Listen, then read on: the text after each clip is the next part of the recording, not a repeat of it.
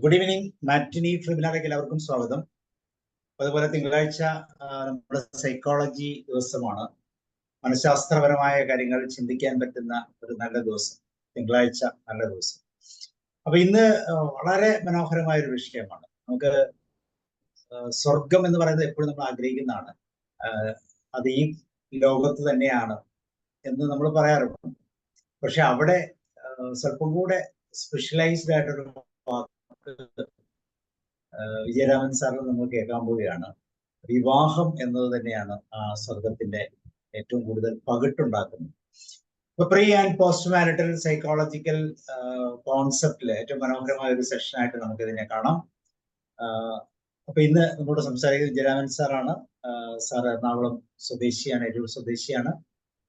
നല്ലൊരു കൗൺസിലറാണ്. അതിനേക്കാളൊക്കെ ഉപരിയായിട്ട് ഒരു ഫാമിലി തെറാപ്പിസ്റ്റ് എന്ന നിലയിൽ സാർ ഒത്തിരിയും റിസർച്ച് ചെയ്യുന്നു, ഒത്തിരി പഠനങ്ങൾ നടത്തുന്നു. അപ്പൊ പഠനങ്ങളുടെ എല്ലാം സത്യത്തിൽ ഒരു ഔട്ട്പുട്ട് ആയിട്ടാണ് പലപ്പോഴും വിജയരാമൻ സാറിന്റെ ക്ലാസ്. ഏകദേശം 20-ലധികം ക്ലാസ്സുകൾ നമ്മുടെ ഈ പ്ലാറ്റ്ഫോമിൽ തന്നെ വളരെ ഡെപ്ത് ആയിട്ട്, അത് പ്യുവർലി ഒരു മലയാളം ഓറിയന്റഡ് ആയിട്ട്, ഒരു പക്ഷെ നമ്മൾ മലയാളത്തിൽ ഈ വാക്കുകളൊക്കെ കേൾക്കുമ്പോൾ ഇങ്ങനെയൊക്കെ മലയാളത്തിൽ ഉണ്ടോ എന്ന് തോന്നിപ്പോകുന്ന രീതിയിൽ പല വാക്കുകളൊക്കെ ഉപയോഗിച്ചുകൊണ്ടാണ് സാർ പലപ്പോഴും ക്ലാസ്സുകൾ എടുക്കുന്നത്. സാറിന്റെ പഴയ ക്ലാസ്സുകളൊക്കെ നമ്മുടെ യൂട്യൂബിലെ വിജയരാമൻ ടോക്സ് എന്ന് പറഞ്ഞ ഒരു പ്ലേലിസ്റ്റ് തന്നെ ഇട്ടിട്ടുണ്ട്. അതിനകത്ത് നിങ്ങൾക്ക് കാണാവുന്നതാണ്. അധികവും ഈ ഫാമിലി തെറാപ്പിയുമായിട്ട് ബന്ധപ്പെട്ട വിഷയങ്ങളാണ്. തന്നെയല്ല, ട്രാൻസാക്ഷൻ അനാലിസിസിനെയും സാർ വളരെ നല്ല രീതിയിൽ പഠനം നടത്തിയിട്ടുണ്ട്. അതിന്റെ സീനിയർ അഡീഷണൽ ആയിട്ടുള്ള പഠനത്തിലൂടെ സാർ കടന്നു പോവുകയാണ്. സോ നിങ്ങൾ എല്ലാവരും ഈ പ്രോഗ്രാമിലേക്ക് സ്വാഗതം ചെയ്യാണ്. വിവാഹം സ്വർഗമാക്കൽ, മാരിറ്റൽ എൻറിച്ച്മെന്റ്. സോ ഇതെടുക്കാൻ വേണ്ടി വിജയരാമൻ സാറിനെയും ക്ഷണിക്കുകയാണ്. Vijayaraman sir, your welcome. Thank U Sabu sir. എന്നെ കേൾക്കുന്നുണ്ടോ? യെസ്. കാണാനുണ്ട് അല്ലേ? ഓക്കെ. അപ്പോ ഷെയർ ചെയ്യുന്നതിന്റെ മുന്നേ കുറച്ച് കാര്യങ്ങൾ പറഞ്ഞോട്ടെ. ഇത് ഇന്ററാക്ഷനെ കുറിച്ചാണ്, മനുഷ്യര് തമ്മിലുള്ള ഇടപെടലുകളെ കുറിച്ചാണ് സംസാരിക്കുന്നത്. അതാണല്ലോ ബന്ധങ്ങള്, അല്ലെ? മനുഷ്യരാണ് ഇടപെടുകയാണ്, അല്ലെ? അതിൽ നിന്നാണ് എല്ലാം തുടങ്ങുന്നത്. ഇതൊക്കെ വഴിയുള്ള ഇടപെടൽ, അതാണല്ലോ ജീവിതം. അപ്പൊ ഇടപെടലുകളെ കുറിച്ചാണ് സംസാരിക്കുന്നത്. അപ്പൊ അതുകൊണ്ട് കഴിയുന്നിടത്തോളം വീഡിയോ ഓൺ ചെയ്യാവോ? അതുപോലെ തന്നെ എൻ്റെ അടുത്ത് മാക്സിമം ഇടപഴകണം, അതായത് സംസാരിക്കണം. ഇന്ററാക്ഷൻസോട് കൂടി ഈ ക്ലാസ് മുന്നോട്ട് കൊണ്ടുപോകാനാണ് ആഗ്രഹിക്കുന്നത്. അതായത് മിനിമം ഒരു 50% ഇന്ററാക്ഷൻ ആഗ്രഹിക്കുന്നു. പിന്നെ ഒരു കമ്മ്യൂണിറ്റി അവയർനെസ് സെഷൻ, അതാണ് ഇതുകൊണ്ട് ഉദ്ദേശിക്കുന്നത്. അവയർനെസ് ഉണ്ടാക്കുക, അവബോധം ഉണ്ടാക്കുക എന്നതാണ്. അപ്പോ ഇതുകൊണ്ട് ശരിയായിട്ടും ഫലങ്ങളും ഉണ്ടാവും. ക്ലാസ്സിൽ നിന്ന് നമുക്ക് എന്തെങ്കിലുമൊക്കെ കിട്ടും എന്നുള്ള കാര്യത്തിൽ അതൊരു സംശയമില്ല. അപ്പൊ അതിന് തയ്യാറാവുകയും കൂടി വേണം, അതാണ് പറയാനുള്ളത്. അപ്പൊ റെഡി അല്ലേ? ഒരു റെസ്പോൺസ്, ആരെങ്കിലും ഒന്ന് റെസ്പോണ്ട് ചെയ്തേ. റെഡി. ഓക്കെ. കഴിയുന്നിടത്തോളം ഞാൻ പറഞ്ഞ ഇത്രയേ ഉള്ളൂ. കഴിയുന്നിടത്തോളം വീഡിയോ ഓൺ ചെയ്യുക, കഴിയുന്നിടത്തോളം ഇന്ററാക്ട് ചെയ്യുക. എന്തെങ്കിലും മനസ്സിൽ എന്ത് തോന്നുന്നോ അത് തുറന്നു പറയുക. എന്നിട്ട് നമുക്ക് സംസാരിക്കാം. നമുക്ക് ഇന്ററാക്ട് ചെയ്തുകൊണ്ട് മിനിമം 50% ഇന്ററാക്ഷനോട് കൂടിയിട്ട് ഈ ക്ലാസ്സിൽ കുറച്ചധികം സെഷൻസ് ഉണ്ടാവും എന്നാണ് ഞാൻ പ്രതീക്ഷിക്കുന്നത്. മിനിമം ഒരു മൂന്നോ നാലോ സെഷൻസ് എങ്കിലും മിനിമം ആണ്. അല്ലെങ്കിൽ കൂടിയാലും വിരോധമില്ല എന്നുള്ള ചിന്താഗതിയിലാണ് ഞാൻ ഇരിക്കുന്നത്. അത്രയും നല്ലൊരു സബ്ജക്റ്റ് ആണ്, അതുകൊണ്ട് തയ്യാറാകണം. അപ്പൊ നിങ്ങളുടെ എല്ലാ അനുവാദത്തോട് കൂടിയിട്ട് ഞാൻ എൻ്റെ മെറ്റീരിയൽ ഷെയർ ചെയ്യാൻ പോകും.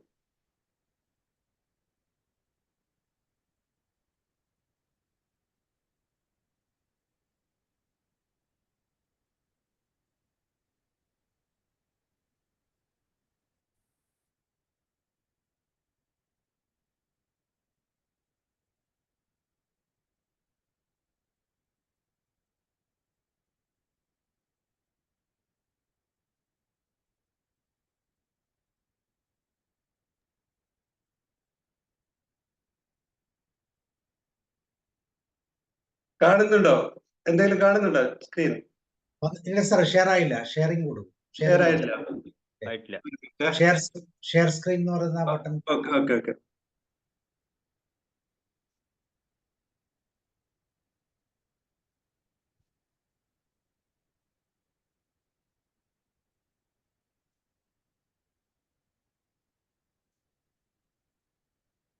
താഴെ സ്ക്രീനിൽ ഒരു മിനിറ്റ്. ഓക്കെ.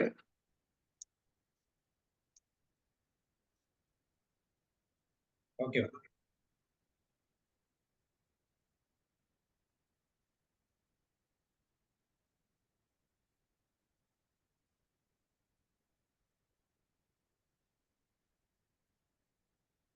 ഇപ്പൊ ആയോ? ഇപ്പൊ ക്ലിയർ ആയോ?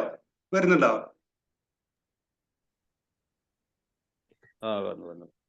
വന്നു. എനിക്ക് വന്നില്ല. ലോഗൗട്ട് ചെയ്ത് കയറണോ? എനിക്ക് കാണുന്നുണ്ടോ? സ്ക്രീൻ കാണുന്നുണ്ടോ ശരിക്കും? കാണുന്നുണ്ട്. Okay okay. ആരെങ്കിലും ഒന്ന് വായിക്കാവോ? ഞാനൊന്ന് ലോഗൗട്ട് ചെയ്ത് കേട്ടെ. ഞാൻ കാണുന്നില്ല സാർ. ആയിക്കോട്ടെ ആയിക്കോട്ടെ. ഞാൻ വായിക്കാം. Marital enrichment, a safety valve for distressed couples and a prevention for future partners. ഈ മെറിറ്റൽ എൻറിച്ച്മെന്റ് ഇതാണ് ക്ലാസിന്റെ വിഷയം. അപ്പൊ അതൊരു സേഫ്റ്റി വാൾവാണ് ഡിസ്ട്രസ്ഡ് ആയിട്ടുള്ള ദമ്പതിമാർക്ക്. എന്താണ് ഡിസ്ട്രസ്ഡ് ദമ്പതികൾ എന്നുകൊണ്ട് ഉദ്ദേശിക്കുന്നത്? നമുക്കറിയാം യൂസ്ട്രസ്, ഡിസ്ട്രസ് അല്ലെ? മലയാളത്തിൽ പറയുകയാണെങ്കിൽ ദുരിതത്തിലായ ദമ്പതികൾക്ക്. ഇതൊരു ഈ ക്ലാസ് അറ്റൻഡ് ചെയ്യുമ്പോൾ അല്ലെങ്കിൽ മെന്റൽ എൻറിച്ച്മെന്റ് എന്നുള്ളത് ഇതൊരു കൗൺസിലിംഗ് രൂപമാണ്. ഈ കൗൺസിലിംഗ് ചെയ്തു കഴിഞ്ഞാൽ ഒരു സേഫ്റ്റി വാൾവ് എന്ന നിലയ്ക്ക് അവരുടെ പ്രശ്നങ്ങളെല്ലാം ക്ലിയർ ആയിട്ട് തരും. പിന്നെ ഒരു പ്രശ്നവുമില്ല, ഒരു ദുരിതവും ഇല്ല അങ്ങനത്തെ ആൾക്കാരാണെങ്കിൽ, അതായത് സുഖകരമായ, അതായത് ഞാൻ പറഞ്ഞത് എൻ്റെ വിവാഹം സ്വർഗമാക്കൽ എന്നാണ് കൊടുത്തിട്ടുള്ളത്, ക്യാപ്ഷൻ കൊടുത്തിട്ടുള്ളത്. അപ്പോ ഇപ്പൊ വിവാഹം സ്വർഗം തന്നെയാണെങ്കിൽ അവർക്കും ഇതുകൊണ്ട് ഗുണമുണ്ട്. അതെന്താണ്? ഇനി ഭാവിയിൽ എന്തെങ്കിലും പ്രശ്നങ്ങൾ ഉണ്ടാകുകയാണെങ്കിൽ അതിനൊരു മുൻകരുതലായിട്ടും ഇത് ഉപയോഗിക്കും. അപ്പോ വളരെ വ്യക്തമായിട്ട് പറയുകയാണ്, ഇതൊരു ശാസ്ത്രീയമായ രീതിയാണ്. ഇത് പണ്ട് മുതലേ ഉള്ള കാര്യമാണ്. എങ്കിലും നാം അറിയാത്തതാണ്. ഇതിന്റെ സാധ്യതകൾ ഒരുപാടുണ്ട് തന്നെ. അപ്പൊ ഇങ്ങനെയൊക്കെയുള്ള സ്ഥിതിക്ക് നമുക്കിതിനെ കുറിച്ച് അറിയേണ്ടതുണ്ട്. അപ്പൊ നമുക്കിനി മുന്നോട്ട് പോകാം. അപ്പൊ ഇതാണ് മെറിറ്റൽ എൻറിച്ച്മെന്റ്. സംഭവിക്കുന്ന ഇതാണ്, ഒരു കൗൺസിലർ അല്ലെങ്കിൽ ഫാമിലി തെറാപ്പിസ്റ്റ് നമ്മുടെ വിവാഹ പ്രശ്നങ്ങൾ അത് പ്രശ്നങ്ങളാകുന്നതിന് മുൻപ് പരിഹരിക്കാൻ, അതുപോലെ വരാൻ പോകുന്ന വിഷമതകൾ കൈകാര്യം ചെയ്യാനുള്ള ആവശ്യമായുള്ള വൈദഗ്ധ്യം കൗൺസിലിംഗ് പഠിച്ചവർക്ക് അറിയാം ഇൻസൈറ്റിന്റെ പ്രാധാന്യം. അപ്പോ അതിനുള്ള സ്കില്ല് നമുക്ക് കിട്ടും. എന്തെങ്കിലും പ്രശ്നങ്ങൾ നമ്മുടെ ജീവിതത്തിൽ, വൈവാഹിക ജീവിതത്തിൽ ഉണ്ടാവുകയാണെങ്കിൽ അത് കൈകാര്യം ചെയ്യാനുള്ള സ്കില്ല് അല്ലെ, വൈദഗ്ധ്യങ്ങൾ ഉണ്ടെങ്കിൽ, ഒരു പ്രശ്നം ഉണ്ടെങ്കിൽ അത് പരിഹരിക്കാനുള്ള വഴി അറിയുന്നെങ്കിൽ അത് നാം പരിഹരിക്കും. പ്രശ്നമായിട്ട് മുന്നോട്ട് പോകുന്നത് നമുക്ക് അത് എങ്ങനെ പരിഹരിക്കണമെന്ന് അറിയാത്തത് കൊണ്ടാണ്. അപ്പൊ ഇത് ഇന്ന പ്രശ്നമാണ് വരാൻ പോകുന്നത്, ഇങ്ങനെയാണ് ഇത് വരാൻ പോകുന്നത് എന്ന് നമുക്ക് അറിയാൻ കഴിഞ്ഞാൽ അതിനുള്ള ശേഷി, അതിനുള്ള വൈദഗ്ധ്യം നമ്മളിൽ ഉണ്ടാവുകയാണെങ്കിൽ നമ്മുടെ പ്രശ്നം നാം തന്നെ പരിഹരിക്കും. നമുക്കറിയാം കൗൺസിലിംഗ് എന്നുള്ളത് കൊണ്ട് ഉദ്ദേശിക്കുന്നത് നാം ഉപദേശിച്ച് മനുഷ്യരെ നേരാക്കലല്ല, അതുപോലെ തന്നെ മറ്റുള്ളൊരുത്താളുടെ അല്ലെങ്കിൽ മറ്റു ഒരു കുടുംബത്തിന്റെ പ്രശ്നങ്ങൾ പരിഹരിച്ചു കൊടുക്കലല്ല. എന്താണ്? നമ്മൾ അവരെ കൊണ്ട് തന്നെ അവരുടെ പ്രശ്നങ്ങൾ പരിഹരിക്കാനുള്ള വഴി ഉണ്ടാക്കി കൊടുക്കുകയാണ് ചെയ്യുന്നത്. അതാണല്ലോ കൗൺസിലിംഗ്. അതേ രീതിയിൽ തന്നെയാണ് ഇവിടെയും കാര്യങ്ങൾ നടക്കുന്നത്. അപ്പോ ഒരു വൈദഗ്ധ്യം എന്താണ്, എങ്ങനെയാണ് ജീവിതത്തെ അഭിമുഖീകരിക്കേണ്ടത്, എങ്ങനെയാണ് പ്രശ്നങ്ങൾ ഉണ്ടാവുമ്പോൾ അതിനെ നാം കൈകാര്യം ചെയ്യേണ്ടത് എന്നുള്ള ഒരു വൈദഗ്ധ്യം കൊടുക്കാം. പിന്നീട് ഇൻസൈറ്റുകൾ എന്ന കാര്യത്തിൽ നമുക്കറിയാലോ, ഉൾക്കാഴ്ചകൾ അല്ലെ. ഈ ഉൾക്കാഴ്ചകളുടെ കുറവല്ലേ നമ്മുടെ പല പ്രശ്നങ്ങൾക്കും കാരണം. ഒരുപക്ഷെ നമുക്ക് എല്ലാം അറിയുമായിരിക്കാം, പക്ഷെ അത് അങ്ങനെ ചിലത് സംഭവിച്ചു പോകും. നമ്മളൊരു ബന്ധനത്തിൽ എന്ന പോലെ ജീവിക്കാൻ ചെയ്യുന്ന കാര്യങ്ങൾ ഇങ്ങനെയൊക്കെ ആയിത്തീരുന്നു. നമ്മള് സാക്ഷിയാണ്, പക്ഷെ നമുക്കത് പരിഹരിക്കാൻ പറ്റുന്നില്ല. അങ്ങനെയാണ് ജീവിതം മുന്നോട്ട് പോകുന്നത്.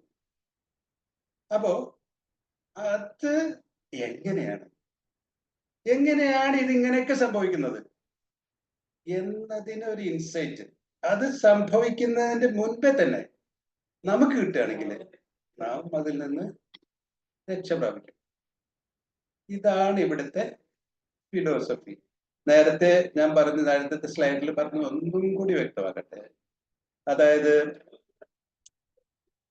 ജീവിതം വൈവാഹിക ജീവിതം സ്വർഗമായിട്ടുള്ള വ്യക്തികൾക്ക് ഇനിയും പിന്നീട് ഒരു പ്രശ്നം, എന്തെങ്കിലും ഒരു പ്രശ്നം, സാധ്യതകളുണ്ടല്ലോ. നമുക്ക് ഇവിടെ എന്നെ കേൾക്കുന്നതിന് വിവാഹിതരായിരിക്കാം, അല്ലെങ്കിൽ വൈവാഹിക ജീവിതത്തെ കുറിച്ച് പരിചയവും ഉള്ളവരായിരിക്കാം. അവർക്കറിയാം പ്രശ്നങ്ങൾ എങ്ങനെയൊക്കെ ഏതൊക്കെ രീതിയിൽ വന്നു കഴിഞ്ഞാൽ അത് നമുക്കുണ്ടാക്കുന്ന വൈകാരികമായ ബുദ്ധിമുട്ടുകൾ. അതാണ് ഡിസ്ട്രെസ് എന്ന് പറയുന്നത്.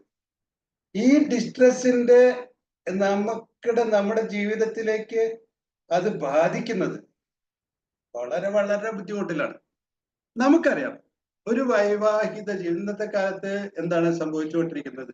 ഇന്നത്തെ വിവാഹങ്ങള് വളരെ കുറച്ചു കാലം മാത്രം സംതൃപ്തമായിട്ട് പോകുന്നു. ഒരു മനുഷ്യൻ അല്ലെങ്കിൽ ഒരു പുരുഷൻ ഒരു സ്ത്രീയെ വിവാഹം കഴിക്കുന്നത് സംതൃപ്തി തേടിയിട്ടാണ്. പക്ഷെ ആ സംതൃപ്തി നമുക്ക് ലഭിക്കുന്നുണ്ടോ? ശരിക്ക് വിവാഹങ്ങൾ സംതൃപ്തിയുടെ സ്രോതസ്സിലാണ്. ആർക്കെങ്കിലും വിരുദ്ധാഭിപ്രായങ്ങളുണ്ടോ? വിവാഹം എന്നുള്ള സ്ഥാപനം അല്ലെ, എസ്റ്റാബ്ലിഷ്മെന്റ് ആസ് മാരേജ്, വളരെ വ്യക്തമാണ് എന്റെ വാക്കുകൾ അല്ലെ. വിവാഹം എന്നുള്ളത് ഒരു സ്ഥാപനമാണ് അല്ലെ, അതൊരു സ്ഥാപനമാണ്. എന്താണ് ഇതുകൊണ്ട് ഉദ്ദേശിക്കുന്നത്? നമ്മളെ ദുരിതത്തിലാഴ്ത്തുന്ന അല്ലെങ്കിൽ നമ്മളെ വിഷമിപ്പിക്കാൻ അല്ലെ. എവിടെ ആരോ എന്തൊക്കെ പറഞ്ഞായിട്ട് കേട്ടിട്ടുണ്ട് അല്ലെ. ഈ ഗൃഹസ്ഥ ജീവിതം എന്ന് പറഞ്ഞാൽ വളരെ ബുദ്ധിമുട്ടുള്ള കാര്യമാണ്, അങ്ങനെയാണ്, അതാണ് ഇതാണ് അല്ലെ. സന്യാസ ജീവിതമാണ് വളരെ നല്ലത്, എന്നൊന്നും ഇല്ലെങ്കിൽ എത്ര നന്നായിരുന്നു. പക്ഷെ അതല്ല സത്യം.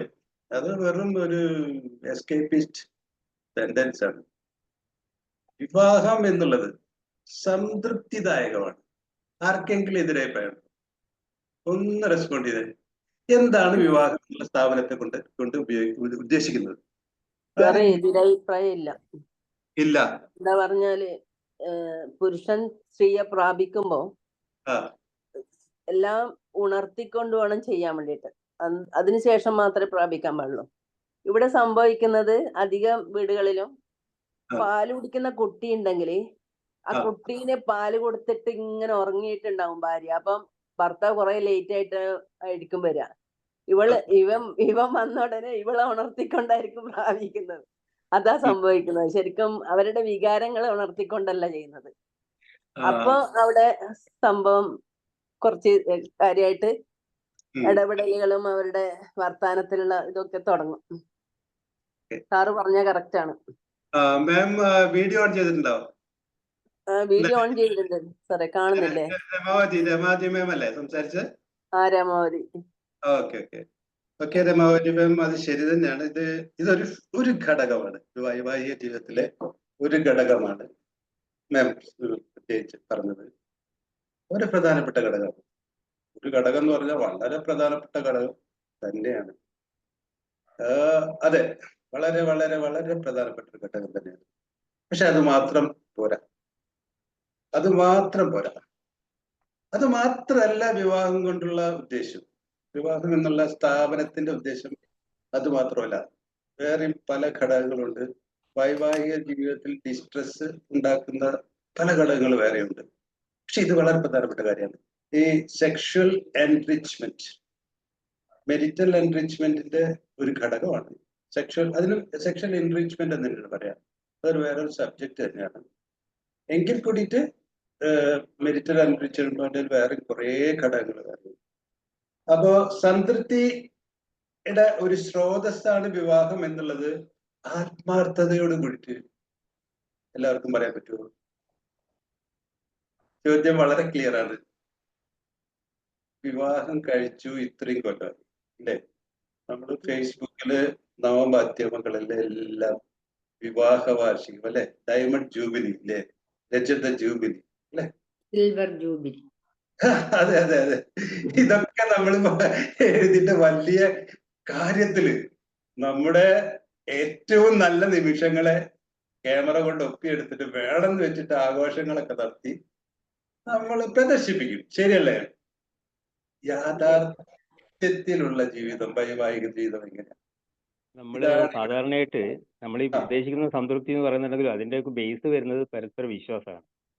വിശ്വാസമാണ് സാറേ. അതെ, അതുണ്ടെങ്കിൽ ഇത് യാന്ത്രികമാവും, മറ്റേ യാന്ത്രികമാവും. പരസ്പര സ്നേഹവും വിശ്വാസവും ഇല്ലെങ്കിൽ യാന്ത്രികമാവും. സാറിന് ഇത് കണ്ടോട്ടെ. സാർ ആരെ സംസാരിക്കുന്നത്? ആരാ? വേണുഗോപാൽ. വേണുഗോപാൽ സാർ, വേണുഗോപാൽ. വേണുഗോപാൽ സാർ. അതായത് പരസ്പര സ്നേഹവും വിശ്വാസവും ഇല്ലെങ്കിൽ മറ്റതെല്ലാം യാന്ത്രികമാണ്, ബാക്കിയെല്ലാം യാന്ത്രികമാണ്. Okay sir. യാന്ത്രികം. വിശ്വാസം വേണമെന്ന് സാർ പറയുന്നു. അപ്പൊ വിവാഹം എന്നുള്ള സ്ഥാപനത്തെ കുറിച്ച് ഞാൻ പറയുമ്പോ എന്താണ് സംഭവിക്കുന്നത് അവിടെ? വിവാഹം എന്നുള്ള സ്ഥാപനത്തിന്റെ ഉദ്ദേശങ്ങൾ, ചില 2-3 ഉദ്ദേശങ്ങളാണ് വിവാഹം എന്നുള്ള കൊണ്ട് നമുക്കുള്ളത്. അതാണ്. അപ്പോ സാർ പറഞ്ഞു പരസ്പര വിശ്വാസം എന്നൊക്കെ പറയണം. ശരി തന്നെ, നല്ല കാര്യങ്ങളാണ്. പക്ഷേ ഇതൊക്കെ എങ്ങനെ സംഭവിക്കുന്നു എന്നുള്ളതാണ്. ഒരു പുരുഷൻ Sir, actually, I'm sorry. പറഞ്ഞോളൂ സാർ, മാം പറഞ്ഞോളൂ. Okay. നമ്മൾ ഉദ്ദേശിക്കുന്നത് എനിക്ക് തോന്നുന്നത് ബേസിക്കലി ഒരു കല്യാണം എന്ന് പറഞ്ഞ ഒരു മ്യൂച്വൽ അണ്ടർസ്റ്റാൻഡിംഗിൽ തുടങ്ങി അതൊരു കമ്മിറ്റ്മെന്റ്സ് ആയിരിക്കും. പക്ഷെ ആ വിവാഹത്തിനുള്ള നല്ലൊരു വാചകമാണ് മാം. ശരി, കമ്മിറ്റ്മെന്റ് അഥവാ പ്രതിബദ്ധത വേണം വിവാഹത്തിന്. അതെ. അപ്പൊ ആ പ്രതിബദ്ധത നമ്മൾ കൊണ്ടുവരണമെങ്കിൽ അവർക്ക് പരസ്പരം ഒരു ഇന്റിമസി ഉണ്ടാവണം. ഇന്റിമസി രണ്ടാമത്തെ കാര്യം. അപ്പോ നേരത്തെ ഒരു മാം പറഞ്ഞല്ലോ, അതായത് സെക്ഷൽ എൻറിച്ച്മെന്റ്. അതിനോട് അപ്പൊ അത് പരസ്പരം ഒരു ഇന്റിമസി ഉണ്ടെങ്കിൽ മാത്രമേ അതിലേക്ക് എത്തിച്ചേരുള്ളൂ. ഇന്റിമസി. അപ്പൊ അതില് അങ്ങനെ ഒരു കാര്യം വേണമെങ്കിൽ നമുക്ക് പാഷനും വേണം. നമുക്ക് ഇഷ്ടമുള്ള കാര്യങ്ങളാണെങ്കിൽ മാത്രമേ നമുക്ക് അവിടെ എത്താൻ പറ്റുള്ളൂ. ഒന്നുകൂടി പറഞ്ഞ എന്ത് വേണമെന്ന് പറഞ്ഞ? പാഷൻ. പേഷ്യൻസോ? Passion, PASSION.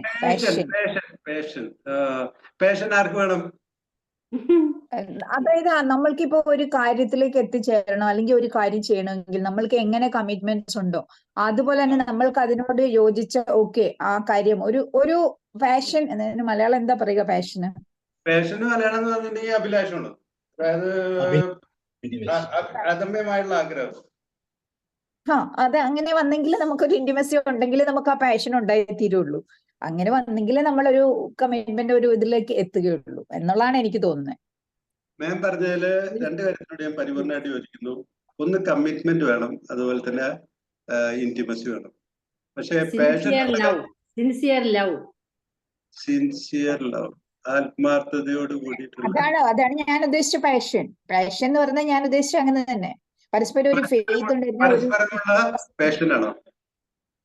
എന്തോ പരസ്പരമുള്ള പാഷനാണോ മാം പറയുന്നത്? ഞാൻ മലയാളം ഒന്ന് എടുത്തിട്ട് തിരിച്ചു വരാം.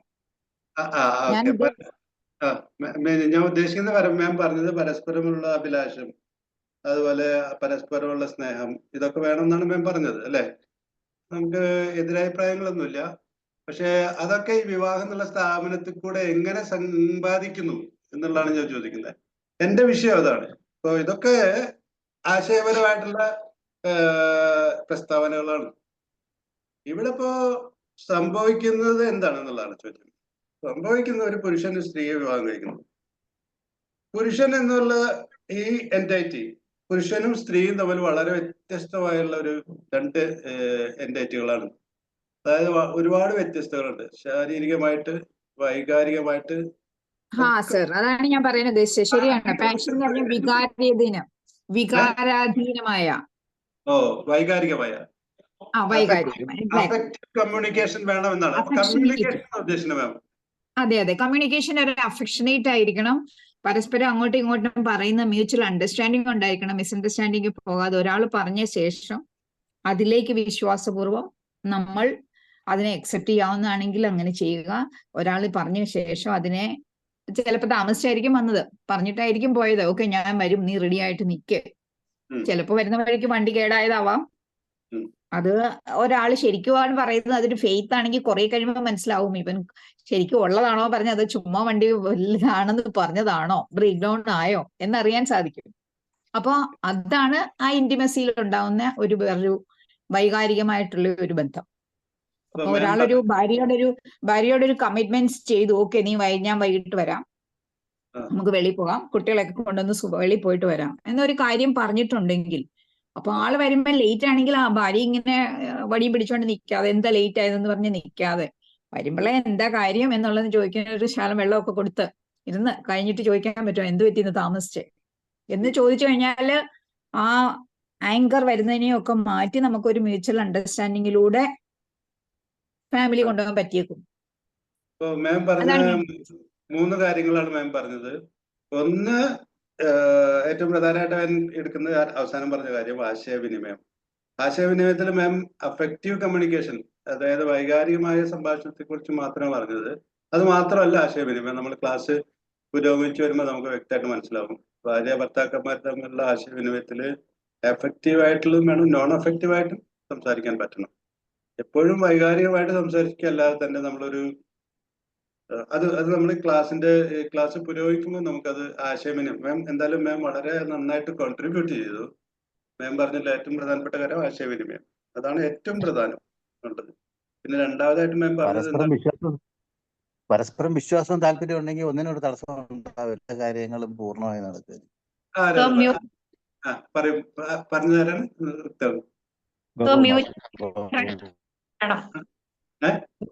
Care and respect. ശരി, പരസ്പര വിശ്വാസം വേണമെന്നാണ് പറഞ്ഞതല്ലേ? അതാണ് പറഞ്ഞത്. അതാരാ പറഞ്ഞത്? പരസ്പരം സംരക്ഷിക്കുക അല്ലെ? പരസ്പരം സംരക്ഷിക്കുക, അതുപോലെ പരസ്പരം ബഹുമാനിക്കുക അല്ലെ? പിന്നെ വേറെ ആരോ ഒരാൾ കൂടി പറഞ്ഞില്ല, ഞാൻ പറഞ്ഞു പരസ്പര ആത്മാർത്ഥ സിൻസിയർ ലവ്. ശ്രീകുമാരി മാം പറഞ്ഞു സിൻസിയർ ലവ്, സ്നേഹം, ആത്മാർത്ഥമായുള്ള ഉണ്ടാകുമ്പോ പ്രോബ്ലംസ് എന്തെങ്കിലും ഉണ്ടാവുമല്ലോ, ഭാര്യ ഭർത്താക്കന്മാർ തമ്മിലാകുമ്പോ എന്തായാലും ഉണ്ടാകും. അത് പരസ്പരം സംസാരിച്ച് അതിന് പരിഹാരം കണ്ടെത്തുക. സംസാരിക്കുക എന്ന് പറയുമ്പോ ആശയവിനിമയം നന്നായിരിക്കണം അല്ലെ? അത് നേരത്തെ ഇപ്പൊ പറഞ്ഞു വെച്ച ഒരു മാം പറഞ്ഞു, അത് ആശയവിനിമയം അഫക്റ്റീവ് ആയിരിക്കണം എന്ന് പറഞ്ഞു. അതായത് വൈകാരികമായിട്ട് സംസാരിക്കാൻ അറിയണം എന്ന്. അത് വളരെ വലിയ പ്രധാനപ്പെട്ട കാര്യം. ആശയവിനിമയമാണ് ഏറ്റവും പ്രധാനം, അതിൽ യാതൊരു സംശയവും.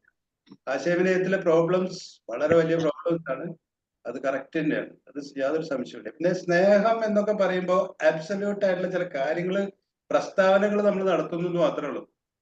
അല്ലാതെ അത് എങ്ങനെ വരുന്നു എന്നുള്ളതൊക്കെയാണ് നമ്മുടെ ചോദ്യങ്ങൾ. ഈ ക്ലാസിന്റെ ഉദ്ദേശം അതാണ്.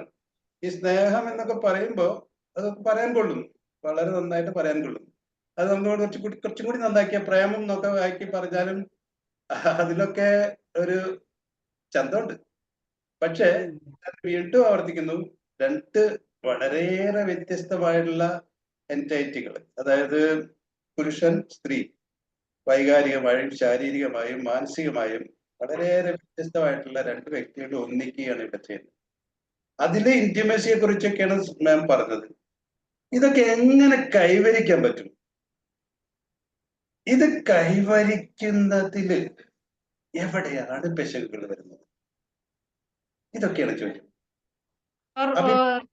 ഒരു കാര്യം പറഞ്ഞോളൂ മാം. വൈവാഹിക പ്രശ്നങ്ങളിൽ ഒരു ഫാക്ടർ എന്താണ്, മൊബൈൽ ഫോൺ വഴിയുള്ള പല ബന്ധങ്ങളും പ്രശ്നങ്ങൾ ഒത്തിരി ജസീന വരുന്നുണ്ട്. മാം അല്ലേ പറയുന്നത്? പറയുമ്പോ ആരാ പറയുന്നതെന്നും കൂടി പറയണേ. ജസീന മാം അല്ലേ? കണ്ടു പറഞ്ഞോളൂ. മൊബൈൽ ഫോൺ, ഫോൺ, പിന്നെ അങ്ങനെയുള്ള റിലേഷൻ സോഷ്യൽ മീഡിയ വഴി ഒരുപാട് നമുക്ക് ഒരുപാട് നമ്മുടെ ഗുണങ്ങൾ ഉണ്ടെങ്കിലും വൈവാഹിക പ്രശ്നം അതിലൊരു ഫാക്ടർ ഉണ്ട്. അതിലൊരു പ്രശ്നം ഫോൺ വഴി ആരും പരിചയപ്പെട്ട് അങ്ങനെയുള്ള ഒരുപാട് കാര്യങ്ങൾ പിന്നെ പാർട്ട്ണറുമായിട്ട് അത്ര ഇല്ലാതെ പിന്നെ ആ ഒരു വ്യക്തിയോട് കൂടുതൽ അറ്റാച്ച്മെന്റ് ആയി അങ്ങനെയൊക്കെ പ്രശ്നങ്ങൾ അത് ഒരുപാട് കേൾക്കുന്നതാണ്. പിന്നെ അത് പോരാതെ അവരുടെ ഒരു സർക്കിൾ, വൈഫ് ഹസ്ബൻഡ് ആയാലും അവരുടെ ഒരു സർക്കിൾ, അത് ഇവരുടെ മാരേജിന് ഇവരെ റിലേഷനെ നല്ലപോലെ മുന്നോട്ട് കൊണ്ടുപോകുന്നതും കൂടിയാവണം. ഞാൻ അതിലൊരു എക്സാമ്പിൾ പറയാന്ന് പറഞ്ഞാണെങ്കിൽ ചിലപ്പോൾ ചെറിയ വിവാഹങ്ങളിലാണെങ്കിൽ അവരുടെ ഫാമിലി, വൈഫിന്റെ ഫാമിലി ആവാം, അല്ലെങ്കിൽ ഹസ്ബൻഡിന്റെ ഫാമിലി ആവാം, ഓവറായിട്ട് ഇവരെ കാര്യങ്ങളിൽ ഇടപെടുക, അങ്ങനെ ഇവരെ തമ്മിലുള്ള ഒരു ബന്ധത്തിന് വിള്ളലുണ്ടാക്കുന്ന രീതിയിലേക്ക് കാര്യങ്ങൾ പോകരുത്. കാര്യങ്ങൾ അങ്ങനെ ഒത്തിരി സീരിയസ് ആയ ചെറിയ കാര്യമായിരിക്കും, ചിലപ്പോൾ കാര്യങ്ങളെ ഉണ്ടാവില്ല, മിസ്അണ്ടർസ്റ്റാൻഡിങ്ങിന്റെ പുറത്തായിരിക്കും. ഇങ്ങനെയുള്ള ഇൻഫ്ലുവൻസസ് കൊണ്ട് ഏറ്റവും വലിയ രീതിയിലുള്ള പ്രശ്നങ്ങളിലേക്ക് മാറുന്നതും അങ്ങനെ ഒരു വിവാഹമോചനം എത്തുന്നതും നമ്മൾ സ്ഥിരമായിട്ടൊക്കെ കേൾക്കുന്നതാണല്ലോ. അതെ. മൊബൈൽ ഫോൺ പറഞ്ഞപ്പോ ഒരു കാര്യം പറഞ്ഞോട്ടെ. ആരാ പറയുന്നതെന്നും കൂടി പറയോ? ഞാൻ ശോഭന. വീഡിയോ ഉണ്ടോ? വീഡിയോ ഉണ്ട്, പക്ഷെ കുറച്ച് മതി. ഇനി പറഞ്ഞോളൂ. Okay sir. അപ്പൊ ഞാൻ പറയാൻ ഉദ്ദേശിക്കുന്നത്, ഇപ്പൊ ഭാര്യയും ഭർത്താവും ജോലിക്കാര്. അപ്പൊ രണ്ടുപേരും കൂടെ വൈകുന്നേരം ഒരുമിച്ച് വരുന്നു. ഹസ്ബൻഡ് നേരെ TV ഓൺ ചെയ്ത് സിനിമ ഓൺ ചെയ്ത് അങ്ങ് ഇരിക്കുകയാണ്. അപ്പൊ വൈഫ് പോയി ബാക്കി മക്കളുടെ കാര്യം നോക്കുന്നു, കിച്ചണിലെ ബാക്കി കാര്യങ്ങളെല്ലാം ചെയ്യുന്നു. ഇതൊക്കെ ചെയ്യുമ്പോൾ ഇദ്ദേഹം ഈ 2 മണിക്കൂർ സിനിമയിൽ തന്നെ ഇരിക്കുക. അപ്പൊ അവിടെ ഒരു നല്ല ബന്ധം മുന്നോട്ട് കൊണ്ടുപോകാൻ ഈ ഭാര്യയ്ക്ക് തീർച്ചയായും ബുദ്ധിമുട്ടുണ്ടാവും. അവിടെ ഒരു ക്ലാഷ് ഉണ്ടാകാൻ മുന്നോട്ട് സാധ്യത ഏറെയാണ് ഇതിങ്ങനെ തുടരുകയാണെങ്കിൽ. അതൊരു മാനസിക പ്രശ്നമായിട്ട് പിന്നെ പെൺകുട്ടിക്ക് തോന്നും, അങ്ങനെ പോകാനാണ് സാധ്യത. അപ്പൊ ഇപ്പൊ പറഞ്ഞ രണ്ട് മാംമാര് പറഞ്ഞത് കറക്റ്റ്, ഒരേ കാര്യമാണ്. അതിന് ഞാനൊന്ന് ഞാൻ വേണുപോലാണ്. ഭാര്യാഭർത്താക്കന്മാരുടെ ഇടയിൽ ആർക്കെങ്കിലും ഒരാൾക്ക് ഒരു സംശയത്തിന്റെ നിഴൽ വീണാൽ, വേണുഗോപാൽ സാറല്ല പറയുന്നത്, ഞാൻ ഇവരുടെ അടുത്ത് പറഞ്ഞതിന്റെ ചെറിയതായിട്ടൊരു കാര്യങ്ങൾ പറഞ്ഞോട്ടെ. അപ്പൊ ഇപ്പൊ പറഞ്ഞത് ഇപ്പൊ രണ്ട് മേന്മാരും പറഞ്ഞത് വേണുഗോപാൽ സാർ അടുത്ത് പറയാനുണ്ട്, അത് കഴിഞ്ഞ ഉടനെ. അപ്പൊ അത് പറഞ്ഞിട്ടുള്ളത് പ്രധാനപ്പെട്ട ഒരു കാര്യമുണ്ട്. അതായത് ദാമ്പത്യ മണിക്കൂറുകൾ എന്ന് പറഞ്ഞിട്ട് സാധനം. അതായത് ഈ ഭാര്യയും ഭർത്താവും കൂടി ഒന്നിച്ച് ചെലവഴിക്കുന്ന സമയം, അത് എത്രത്തോളം കൂടുന്നോ അത്രത്തോളം നല്ലതാണ്. അതിലാണ് ഇന്റിമസി ഉണ്ടാവുന്നത്. അങ്ങനെ വരുമ്പോഴേ ഇന്റിമസി ഉണ്ടാവുള്ളൂ. പരസ്പരം ഒരു ഉറ്റ സൗഹൃദം ഒക്കെ ഉണ്ടാവുള്ളൂ. അതാണ് ഇവിടെ പറഞ്ഞ രണ്ട് കാര്യം, മൊബൈൽ ഫോൺ ഉപയോഗിക്കുന്നത്, അതുപോലെ തന്നെ പരസ്പരം സംസാരിക്കാൻ പറ്റാതിരിക്കുന്ന അവസ്ഥ വരുന്നത്. ഇതിനൊക്കെ ചില ഇപ്പോഴത്തെ ഇന്നത്തെ കാലഘട്ടത്തിൽ ചില പ്രത്യേകതകൾ വന്നിട്ടുണ്ടല്ലോ. ഒന്നാമത് എന്താണ്, ഈ കൂട്ടുകുടുംബ വ്യവസ്ഥ ഇല്ലാതെ. അപ്പൊ അതുകൊണ്ട് എല്ലാ കാര്യങ്ങളും ഭാര്യയ്ക്കും ഭർത്താവിനും തന്നെ ചെയ്യണം. രണ്ടുപേരും ചെയ്യുന്നു. ഇന്നത്തെ സാഹചര്യത്തിൽ അനുസരിച്ച് കൂടുതൽ സമയം ജോലി ചെയ്യേണ്ടി വരും. നഗരവൽക്കരണം നടന്നിട്ടുണ്ട്. പണ്ട് ഗ്രാമങ്ങളുടെ അന്തരീക്ഷമല്ല ഇപ്പൊ ഉള്ളത്. ഇതൊക്കെ എന്ത് സംഭവിക്കുന്നത്, ഈ നേരത്തെ രണ്ട് മേന്മാരും പറഞ്ഞിട്ടുള്ള ഈ ദാമ്പത്യ മണിക്കൂറുകൾ, പരസ്പരം ചെലവഴിക്കുന്ന സമയം കുറച്ചു കൊണ്ടുവരികയാണ്. ഓക്കെ, നീണ്ട മണിക്കൂർ ജോലി ചെയ്യുന്നത്. അതിനോടൊപ്പം ഈ നേരത്തെ പറഞ്ഞ പോലെ ആശയവിനിമയത്തിലെ പോരായ്മ ഉണ്ട്. പിന്നെ ഞാൻ ഈ വിവാഹം എന്നുള്ള സ്ഥാപനം എന്നൊക്കെ പറഞ്ഞു അല്ലെ, മാരേജ് ആസ് എൻ എസ്റ്റാബ്ലിഷ്മെന്റ് എന്നൊക്കെ പറഞ്ഞു. ഇതിന് പോസിറ്റിവിറ്റി അല്ലെ, രണ്ട് രീതിയിലുണ്ട് കാര്യങ്ങൾ. ഒന്ന് പോസിറ്റീവ്, മറ്റേ നെഗറ്റീവ്. ഈ വിവാഹം എന്നുള്ള കാര്യം സംതൃപ്തിദായകമാണെന്നൊക്കെ ഞാൻ പറഞ്ഞു. അതിനോടൊപ്പം തന്നെ ഞാൻ വേറൊരു ചോദ്യം ചോദിച്ചായിരുന്നു. ഇതിലുള്ള ഈ സംതൃപ്തിദായകമായുള്ള പോസിറ്റീവായുള്ള ഒരു കാര്യമാണ് വിവാഹം. വിവാഹം കഴിച്ചവർ പൊതുവേ പലരും പറയാറില്ലേ, അതായത് വിവാഹം കഴിച്ചു കഴിഞ്ഞാൽ എന്താണ് കെട്ടിയിട്ടുന്ന അല്ലെ, കെട്ടിയിട്ട് പറഞ്ഞ ബന്ധനത്തിലായിരുന്നു. സാറേ പെണ്ണ് കണ്ണുപൊട്ടി എന്ന് പറയുന്ന ആൾക്കാരുണ്ട്. അപ്പൊ അതിന്റെ അർത്ഥം എന്താണ്? അത് നെഗറ്റീവ് ആണോ പോസിറ്റീവ് ആണോ? നെഗറ്റീവ് സെൻസിലാണ് അവർ പറയുന്നത് സ്വാതന്ത്ര്യം പോയി. അതെ, അപ്പൊ നെഗറ്റീവ് അല്ലേ? അല്ലേ മാം? അതെ അതെ. പോസിറ്റിവിറ്റി, വിവാഹത്തിന്റെ പോസിറ്റിവിറ്റി ഇന്ന് കൂടിയിരിക്കുന്നോ കുറഞ്ഞിരിക്കുന്നു എന്നാണ് എന്റെ ചോദ്യം. പരിതാപകരമായിട്ട് ഇന്നത്തെ ന്യൂ ജനറേഷന് മാരേജ് വേണ്ട. Yes, living together. They reach to a level that they says that it is a unnecessary we are making the people to come to our life and going in such a way which they don't want. They want to live in a peace mind. അവിടെ അങ്ങോട്ട് ചെയ്ത് ഒത്തില്ല, അല്ല ഇത് ഇങ്ങോട്ട് ഒത്തില്ല, ഇതൊന്നും അവർക്ക് വേണ്ട. They just want to live in their own world. They want to enjoy their life and finish it. They don't want to have a baby even. അവർക്ക് ഈവൻ ന്യൂ ജനറേഷനിൽ ഒരു ബേബി വേണമെന്ന് പോലും ഇല്ല. മാം അവര് കാണുന്നത് അതുപോലെ ഗുണകരമായ കാഴ്ചകളല്ല. So they can accept. Actually അവർക്ക് അവരുടെ പേരൻസിൽ നിന്നാണ്, അവരുടെ ഏറ്റവും വലിയ ഹീറോയിൻ അവരുടെ പേരൻസ് ആണ്. അവരിൽ നിന്ന് അവർക്ക് കിട്ടുന്നുണ്ടാവില്ല. അതെ, ഞാൻ സാബു സാറിന് അഡ്രസ് ചെയ്തോട്ടെ. സാബു സാറ് പറഞ്ഞത് ഇപ്പൊ മാം പറഞ്ഞതിലും നെഗറ്റിവിറ്റി ഉണ്ടായിരുന്നു കുറച്ച്, അത് പോസിറ്റിവിറ്റി. സാബു സാറ് ശ്രദ്ധിച്ചായിരുന്നോ? സാബു സാറ് പറഞ്ഞതെന്ന് വെച്ചിട്ടുണ്ടെങ്കിൽ അത് അവരുടെ മാത്രം കുറ്റമല്ല, കാര്യങ്ങൾ അങ്ങനെയൊക്കെയാണ് പോയിക്കൊണ്ടിരിക്കുന്നത്. അവരുടെ അനുഭവത്തിൽ ഇങ്ങനെയൊക്കെയാണ് വരുന്നത് അല്ലെ. വിവാഹം കഴിക്കുന്നു, പെട്ടെന്ന് പരസ്പരം യോജിപ്പില്ലാതെ വരുന്നു, അവർക്ക് ഡൈവേഴ്സ് ചെയ്യേണ്ടി വരുന്നു, അല്ലെ ഡൈവേഴ്സ് ഇപ്പൊ കൂടിക്കൊണ്ടിരിക്കുകയാണ് യങ്സ്റ്റേഴ്സിലെ. അത് അവരെ കുറ്റപ്പെടുത്തിയിട്ട് കാര്യമില്ല. ഞാൻ നേരത്തെ പറഞ്ഞ സാർ അതിന്റെ ഒരു പോയിന്റ് ഇങ്ങനെ പറയാം. നമ്മള് ഒരു ഇപ്പോഴത്തെ വിവാഹപ്രായം, പ്രത്യേകിച്ച് പെൺകുട്ടികളുടെ വിവാഹപ്രായം അബൌട്ട് 20-30 ആ റേഞ്ചിലൊക്കെ ആയി കഴിഞ്ഞു. അപ്പൊ അവര് ഒരു ജനറൽ സ്റ്റഡി നടത്തും, വിവാഹം സക്സസ്ഫുൾ ആകുമോ. അപ്പൊ അവര് ചോദിക്കുന്നത് അവരുടെ കൂടെയുള്ള പാർട്ട്നേഴ്സിനോ, മീൻസ് അവരുടെ ഓഫീസുമായിട്ട് ബന്ധപ്പെട്ട ആളുകളോ, അല്ലെങ്കിൽ അവരുടെ ഏറ്റവും ക്ലോസ്, ഒരിക്കലും മാതാപിതാക്കളോടോ അച്ഛനോടോ മുത്തച്ഛനോടോ അമ്മാവനോടോ ഒന്നും ചോദിക്കാറില്ല എന്റെ വിവാഹം സക്സസ് ആകും. അവർ നോക്കുന്നത് അവരുടെ സെയിം ഏജിലുള്ള കുട്ടികളോട് അല്ലെങ്കിൽ അവരുടെ ഫ്രണ്ട്സിനോട് ചോദിക്കും. അപ്പൊ അതില് മെജോറിറ്റി ആളുകളുടെയും അൺസക്സസ്ഫുൾ ആയിരിക്കും. അപ്പൊ അവര് പറയുന്നത് എന്തിനീ കുരിശെടുക്കുന്നു. സോ നാച്ചുറലി അവരെടുക്കുന്ന ഒരു പെർസെപ്ഷൻ ആണ്. പ്രൊവൈഡഡ് നമ്മളുടെ ലൈഫ് അല്ലെങ്കിൽ മാതാപിതാക്കളുടെ ലൈഫിൽ നിന്ന് ഗുണകരമായിട്ടുള്ള ഒന്നും കാണാൻ സാധിക്കുന്നില്ല എന്നുള്ളത് ഒരു വലിയ നഷ്ടം തന്നെയാണ്. പക്ഷെ അങ്ങനെയുള്ള മാതാപിതാക്കളുടെ മക്കൾ, നല്ല രീതിയിൽ പോകുന്ന മാതാപിതാക്കളുടെ മക്കൾ ഒരിക്കലും അങ്ങനെ പറയുന്ന സാഹചര്യങ്ങൾ ഉണ്ടാകാറുമില്ല എന്നുള്ളതാണ് പൊതുവെയുള്ള ഒരു കാഴ്ചപ്പാട്. അതെ അതെ അതെ. പക്ഷേ സാറ് പറഞ്ഞതിനോട് ഞാനൊന്ന് കൂട്ടിച്ചേർത്തോട്ടെ സാറേ? പറഞ്ഞോളൂ. അച്ഛനമ്മമാര് വളരെ നല്ല രീതിയിൽ ജീവിക്കുന്ന രണ്ട് ഉയർന്ന പോസ്റ്റിലുള്ള എൻ്റെ ഒരു ഫ്രണ്ടും ഹസ്ബൻഡും, അവർക്കൊരു മോള്. ഈ മോള് 30 വയസ്സാകാറായിട്ട് ഇപ്പൊ കല്യാണത്തിന് സമ്മതിക്കുന്നില്ല. രണ്ടുപേരുടെയും കൂടെ വീട്ടിൽ ആകെയുള്ള ഒരു സന്താനമാണിത്. അവരുടെ കുടുംബം നിലനിന്നു പോകാനുള്ള ആകെ ഒരു കണികയാണ്. എന്നിട്ട് ഈ കുട്ടി സമ്മതിക്കാത്തതിന് കാരണം ഈ കുട്ടിയുടെ 5 ഫ്രണ്ട്സ് കല്യാണം കഴിച്ചു, 5 പേരും ഡൈവോഴ്സായി. അപ്പൊ അതാണ് ആ കുട്ടി പറയുന്നത്. അപ്പൊ അത് അച്ഛനമ്മമാര് വളരെ നല്ല ജീവിതം നയിക്കുന്നവരാ, പെർഫെക്റ്റ് ആയിട്ട് ജീവിക്കുന്നവരാ. പക്ഷേ കുട്ടി ഇങ്ങനെ ആയതിന് കാരണം അപ്പൊ ഇതാണ് ഞാൻ പറഞ്ഞത്, പോസിറ്റിവിറ്റി. വിവാഹത്തെ കുറിച്ചിട്ടുള്ള പോസിറ്റിവിറ്റി പരിതാപകരമായി കുറഞ്ഞു വരികയാണ്. അതൊരു സത്യമാണ്. എന്താണ് അതിന് കാരണം ഞാൻ നേരത്തെ പറഞ്ഞു, ശ്രദ്ധിച്ചായിരിക്കും എന്ന് വിചാരിക്കും. അതെന്താന്ന് വെച്ചാല് ഇപ്പം ഈ കാലഘട്ടത്തില് രണ്ടു കൂട്ടരും അവര് ഓരോരുത്തർ ഇൻഡിപെൻഡന്റ് ആണ്, സാമ്പത്തികമായിട്ടും എല്ലാം. അവർക്ക് ഒറ്റക്ക് ജീവിക്കാന്നുള്ള നിലപാടാണ്. അതിനുള്ള വരുമാനവും കാര്യങ്ങളൊക്കെ ഉണ്ട്, അത്യാവശ്യം ജോലിയുണ്ട്. അപ്പൊ എന്തിനാണ് ഡിപ്പെൻഡ് ചെയ്യുന്നുള്ള ഒരു സ്ഥിതി വിശേഷമുള്ളത്.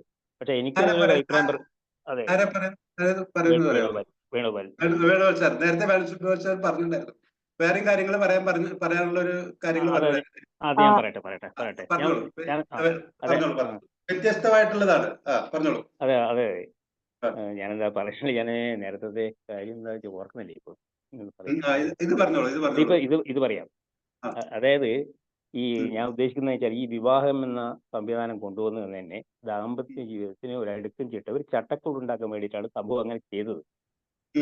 ഇന്നത്തെ തലമുറ എന്താ വെച്ചാൽ ഈ ചട്ടക്കൂടിനെ വലിച്ചെറിയാം. അപ്പൊ ചട്ടക്കൂടിനെ വലിച്ചെറിയാനുള്ള ചിന്താഗതി ഉണ്ടാകുമ്പോൾ എന്താ സംഭവിക്കുന്നത് വെച്ചാൽ ശാശ്വതമാവില്ല ആ ബന്ധം.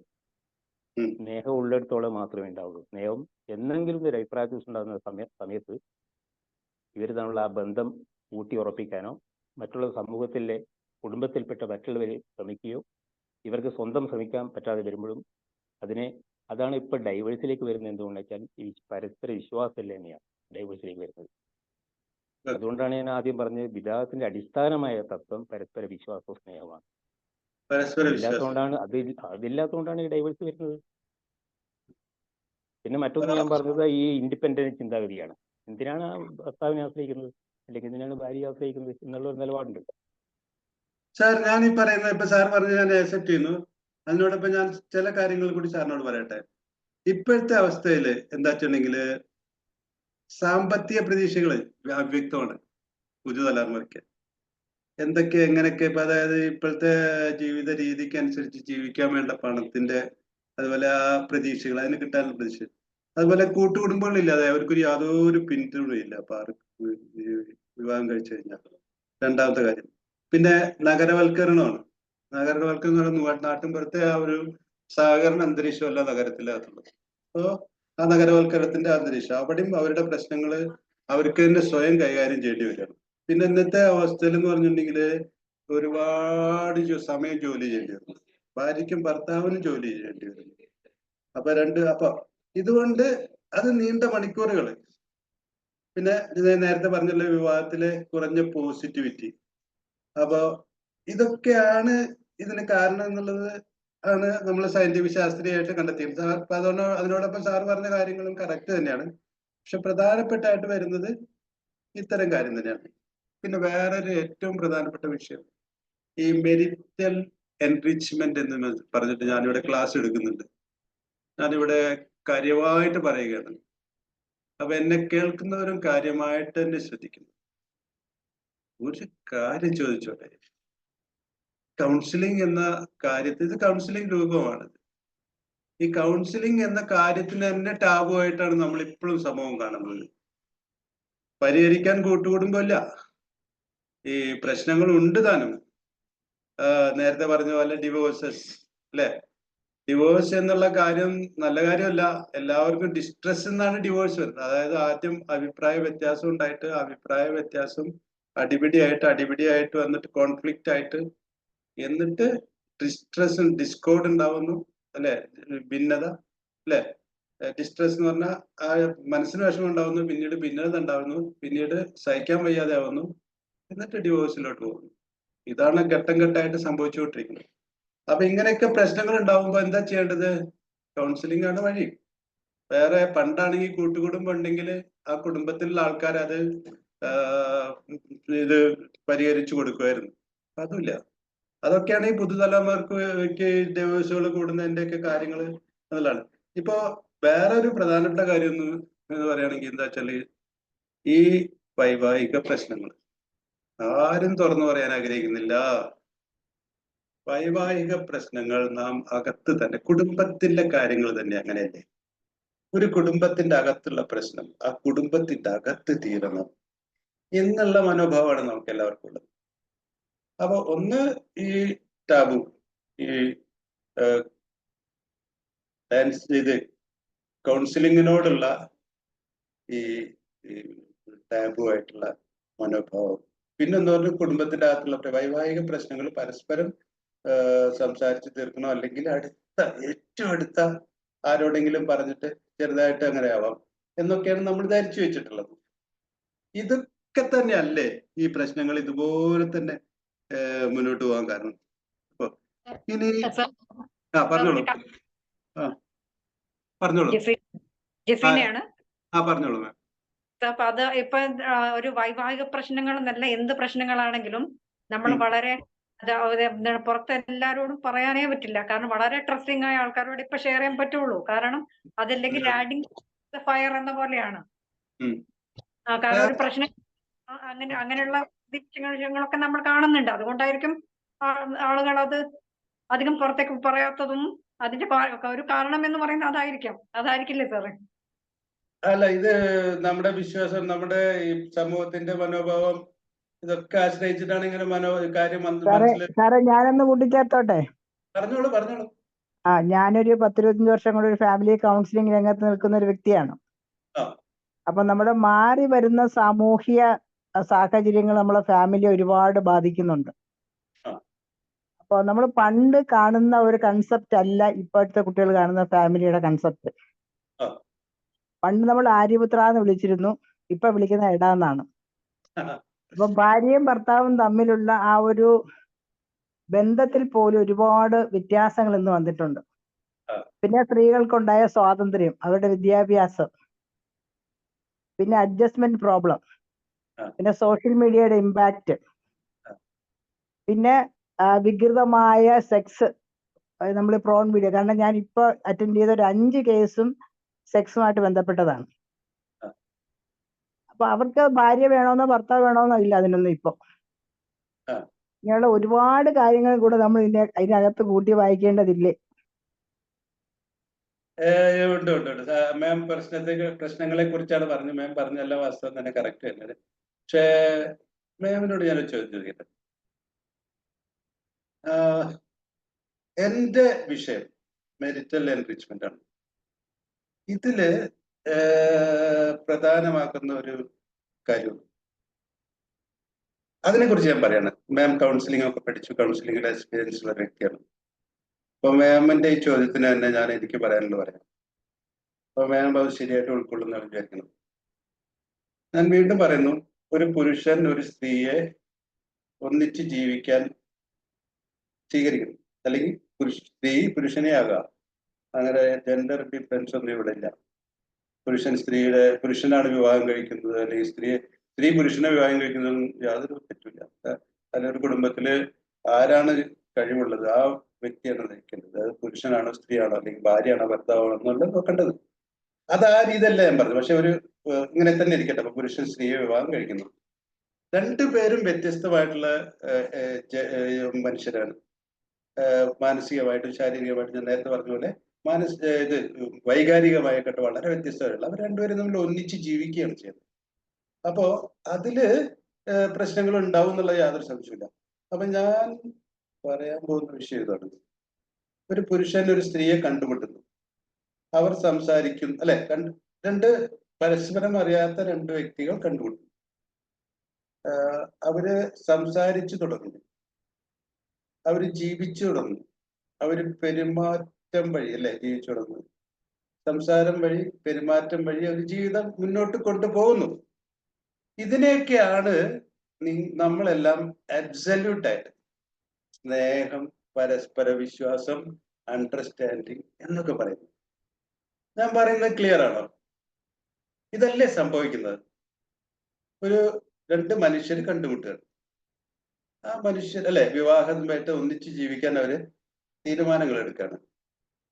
അപ്പോ വ്യത്യസ്തരായിട്ടുള്ള 2 എൻറ്റൈറ്റികൾ, അല്ലെ, ജീവികൾ എന്ന് പോലെ അവര് എന്താണ് സംസാരിച്ചു തുടങ്ങുന്നു, പെരുമാറുന്നു, അതെ അല്ലെ, അതൊക്കെ കാര്യങ്ങൾ നടക്കുന്നു, അല്ലെ.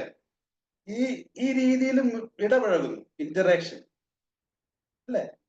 നമ്മൾ സംസാരിക്കണം. ഞാൻ ഈ ക്ലാസ് തുടങ്ങുന്നു, ഇപ്പൊ എനിക്ക് ഇത്രയും പേരെന്നെ കേൾക്കുന്നുണ്ട്, 21 പേരെന്നെ കേൾക്കുന്നുണ്ട്.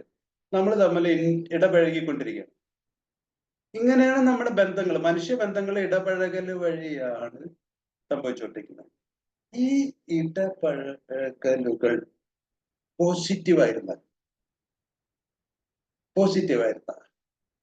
അത് യാതൊരു പ്രശ്നം ഉണ്ടാവില്ല. ഒന്ന്. രണ്ടാമത്തെ കാര്യം എനിക്ക് പറയാനുള്ളത്, ഈ ഇടപഴകലുകൾ, ഈ ഇന്ററാക്ഷൻസ് ഒരു പ്രകൃതമായിട്ടാണ് സംഭവിക്കുന്നത്, പാറ്റേൺ ആയിട്ടാണ് സംഭവിക്കുന്നത്. ഒരു പാറ്റേൺ ആയിട്ടാണ് വൈവാഹിക ജീവിതം മുന്നോട്ട് പോകുന്നത്, ഒരു പ്രകൃതമായിട്ടാണ് മുന്നോട്ട് പോകുന്നത്. എന്താണ് ഈ പാറ്റേൺ എന്ന് പറഞ്ഞാൽ? പാറ്റേൺ എന്ന് പറയുമ്പോൾ ഭർത്താവ് ഈ രീതിയിൽ പെരുമാറുന്നു, ഭാര്യ അതിനനുസരിച്ച് പെരുമാറുന്നു. അതാണ് ഇവിടെ എന്നെ കേട്ടുകൊണ്ടെന്ന് ചിലരൊക്കെ പറഞ്ഞത് പണ്ടത്തെ രീതി മാറി, പെട്രിയാട്രിക് എന്ന് മാറ്റിയിട്ട് അല്ലെ, പുരുഷ മേധാവിത്വത്തിൽ നിന്ന് വന്നിട്ട് സ്ത്രീക്കും സ്വാതന്ത്ര്യം വന്നു. അതെ, പുരുഷന് പുരുഷന്റെ അടിമയായി അല്ലെങ്കിൽ പുരുഷന്റെ അധീനതയിൽ കഴിയുന്ന സ്ത്രീ ഒരു തരത്തിലാണ് പെരുമാറിയിരുന്നത് ഭർത്താവിനോട്, ഭർത്താവിനോട്. ഭർത്താവ് ഭാര്യയോട് ഒരു തരത്തിലാണ് പെരുമാറുന്നത്. ഈ രണ്ട് പെരുമാറ്റങ്ങളും അല്ലെങ്കിൽ ഈ രണ്ട് ജീവിതങ്ങളും ഈ രണ്ട് ഇടപഴകലുകളും ഒരു പാറ്റേൺ ആയിട്ടാണ്, പ്രകൃതമായിട്ടാണ് സംഭവിക്കുന്നത് എന്നാണ് ഞാൻ പറയുന്നത്. ക്ലിയർ ആണോ ഞാൻ പറയുന്നത്? ക്ലിയർ ആണോ? ഇപ്പൊ പാരന്റിങ്ങിനെ ക്ലിയർ ആണോ? എന്നോടൊരു പരിചയമുള്ള കൗൺസിലർ സംസാരിച്ചപ്പോ ഞാൻ എനിക്ക് പറയാനുള്ള കാര്യങ്ങൾ തുറന്നു പറയാനുണ്ടായിരുന്നു. അപ്പോ ആ വ്യക്തിക്ക് അത് മനസ്സിലാവും എന്നുള്ള, ആ വ്യക്തി എന്നെ സഹായിക്കും എന്നുള്ള, മനസ്സിലാക്കാൻ സഹായിക്കും എന്നുള്ളതാണ് വിചാരിച്ചിട്ട് പ്രതീക്ഷയിലാണ് അവൻ പറഞ്ഞത്. സാധാരണക്കാർക്ക് ഒരു പക്ഷേ ഇത് മനസ്സിലായെന്ന് വരില്ല, എങ്കിലും മനസ്സിലാക്കണം എന്റെ ക്ലാസ് അറ്റൻഡ് ചെയ്യണമെങ്കിൽ. അതായത് ഈ പാറ്റേൺ ഓഫ് ബിഹേവിയർ, പാരന്റിങ് എന്നൊക്കെ കേട്ട് കാണുമല്ലോ അല്ലെ?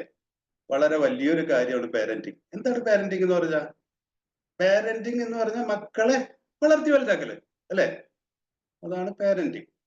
അത് വളരെ പ്രധാനപ്പെട്ട ഒരു വിഷയമാണ്. വിവാഹത്തിനായിട്ട് ബന്ധപ്പെട്ടുള്ളതും കുടുംബത്തിനായിട്ട് ബന്ധപ്പെട്ട പ്രധാനപ്പെട്ട വിഷയമാണ്. ഈ പാരന്റിങ്ങും സംഭവിക്കുന്ന ഒരു പാറ്റേൺ ആയിട്ടാണ്, ഒരു പ്രകൃതമായിട്ടാണ്.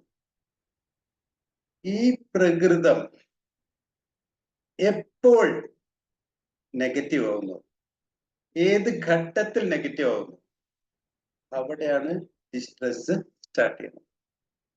മെരിറ്റൽ ഡിസ്ട്രെസ് എന്ന് പറയും, വൈവാഹിക ദുരിതം എന്ന് പറയും, അത് സ്റ്റാർട്ട് ചെയ്യുന്നത്. അപ്പൊ ആദ്യം വൈവാഹിക പ്രശ്നങ്ങളിലൂടെ, വൈവാഹിക പ്രശ്നങ്ങൾ എന്നാണ് എഴുതിയിരിക്കുന്നത് മെരിറ്റൽ എൻറിച്ച്മെന്റിന്റെ ഞാൻ ഈ ഡെഫിനിഷനിൽ. അത് ദുരിതമായി തീരുന്നത് ഈ പാറ്റേൺ ഓഫ് ബിഹേവിയർ നെഗറ്റീവ് ആകുമ്പോഴാണ്. പാറ്റേൺ ഓഫ് ബിഹേവിയറിൽ പെശകുകൾ വരുമ്പോഴാണ് സംഭവിക്കുന്നത്. അത് ഏത് ഘട്ടത്തിലാണ്, എങ്ങനെ? പാറ്റേൺ എന്ന് പറയുമ്പോൾ ക്ലിയർ ആണോ ഞാൻ പറഞ്ഞത്? ഒരു കുടുംബത്തിൽ അല്ലെങ്കിൽ വൈവാഹിക ജീവിതത്തിൽ സംഭവിക്കുന്നത്, ഭർത്താവ് ഒരു രീതിയിലാണ് പെരുമാറുന്നത്, ഭാര്യ മറ്റൊരു അതിനനുയോജ്യമായ രീതിയിൽ. അത് സ്ഥിരം നാടകമാണത്. ഒരു സ്ഥിരം നാടകമാണ് ആ കുടുംബത്തിനകത്ത് നടക്കുന്നത്. എല്ലാവരും എന്നോട് യോജിക്കുന്ന വിചാരിക്കണം. യോജിക്കാതിരിക്കേണ്ട കാര്യമില്ല, കാരണം ഇതാണ് സംഭവിക്കുന്നത്. പാരന്റിങ്ങിനും സംഭവിക്കുന്നതാണ്. കുട്ടിക്ക് നന്നായിട്ട് അറിയാം, അച്ഛൻ അമ്മയും അല്ലെങ്കിൽ അച്ഛനും അമ്മയും ഞാൻ ഇന്നത് ചെയ്താൽ ഇന്നതാണ് അച്ഛനും അമ്മയും ചെയ്യാൻ പോകുന്നത്. അത് സ്ഥിരമാണത്. അപ്പോ ഇതൊരു സ്വഭാവമായിട്ട് മാറുകയാണ് ചെയ്യുന്നത്. അതായത് ഞാൻ വീണ്ടും ആദ്യം തുടങ്ങിയിട്ടുള്ളത് തൊട്ട് വീണ്ടും വരട്ടെ. രണ്ട് അറിയാത്ത വ്യക്തികൾ, ഒരു പുരുഷനും ഒരു സ്ത്രീയും. ഇന്ന് വിവാഹം എന്ന് പറഞ്ഞാൽ പുരുഷനും സ്ത്രീയും തമ്മിൽ മാത്രമല്ല, പലതരത്തിലും അല്ലെ. ഇന്ത്യയിലായിട്ടില്ല, ഇന്ത്യയിലും വഴിയാവും.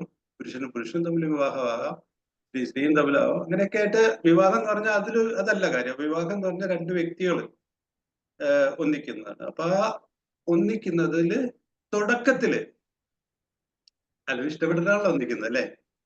ഒരു പുരുഷൻ സ്ത്രീയെ ഇഷ്ടപ്പെട്ടിട്ടാണ് വിവാഹം കഴിക്കുന്നത്, അല്ലെങ്കിൽ സ്ത്രീ പുരുഷനെ വിവാഹം കഴിക്കുന്നത് ആ സ്ത്രീക്ക് പുരുഷനെ ഇഷ്ടപ്പെട്ടിട്ടാണ്.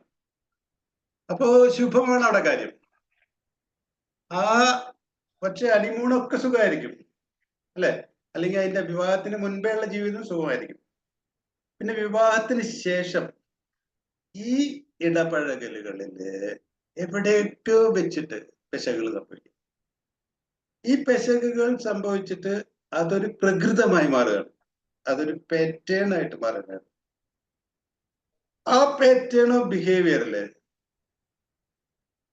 അതൊരു സ്വഭാവമായി തീരുമ്പോൾ അതങ്ങനെ തുടർന്നു പോവാണ്.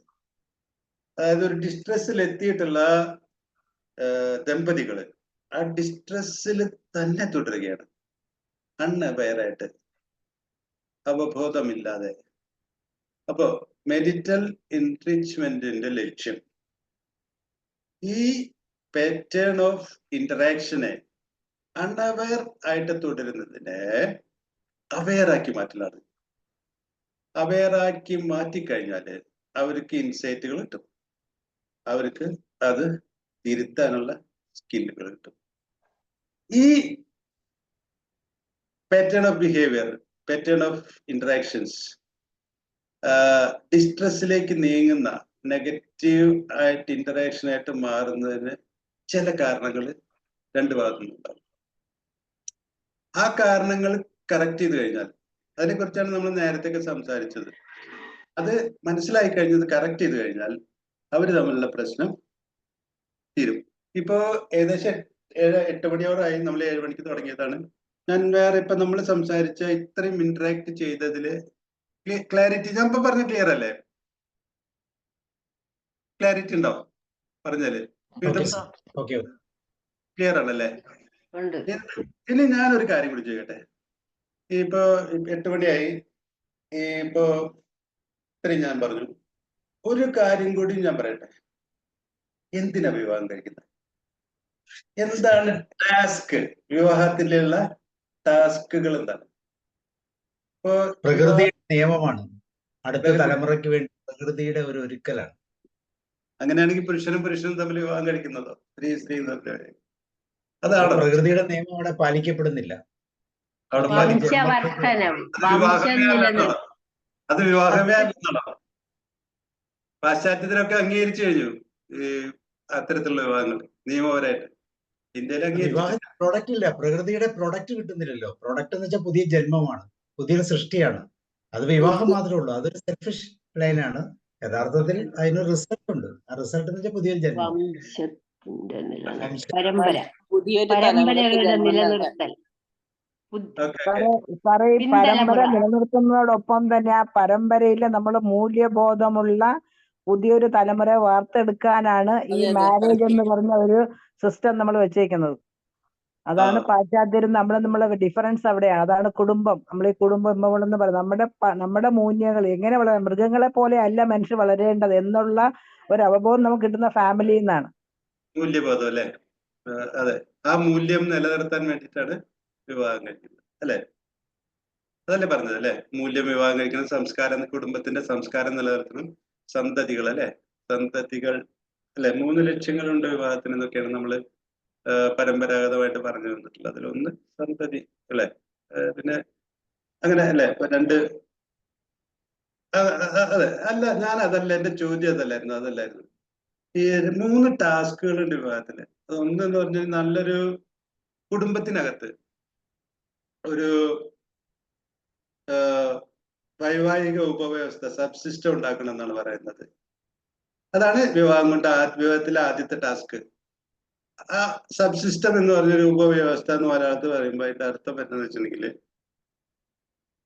എന്തോ ആരോ എങ്ങനെയൊക്കെയോ പറയാറുണ്ടല്ലോ അല്ലെ? വിവാഹം കഴിയേണ്ട സമയത്ത് സാധാരണയായിട്ട് വിവാഹത്തിന്റെ ഈ അനൗൺസേഴ്സ് അല്ലെ, നമ്മളൊക്കെ പല തരത്തിലല്ലേ, മഞ്ഞൾ കല്യാണം, മറ്റു കല്യാണം, അത് കല്യാണം, അങ്ങനെയൊക്കെ ആയിട്ട് പല വ്യത്യസ്തമായിട്ട് എന്തൊക്കെ വന്നു കഴിഞ്ഞാലും ഇപ്പൊ അനൗൺസേഴ്സ് ഉണ്ട്. അനൗൺസേഴ്സ് ഒക്കെ പറയുന്നത് എന്താണ്? വിവാഹം എന്ന് പറഞ്ഞാൽ 2 വ്യക്തികൾ തമ്മിലല്ല, 2 കുടുംബങ്ങൾ തമ്മിലാണ് അല്ലെ? അങ്ങനല്ലേ?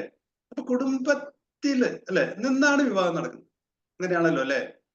ഇപ്പൊ ഒരു പുരുഷൻ വിവാഹത്തിന് ഇപ്പൊ ലവ് മാരേജ് ഒക്കെ വരുമ്പോ അവര് അപ്പോഴും പുരുഷനും സ്ത്രീ ഒന്നിക്കുന്നുണ്ട്.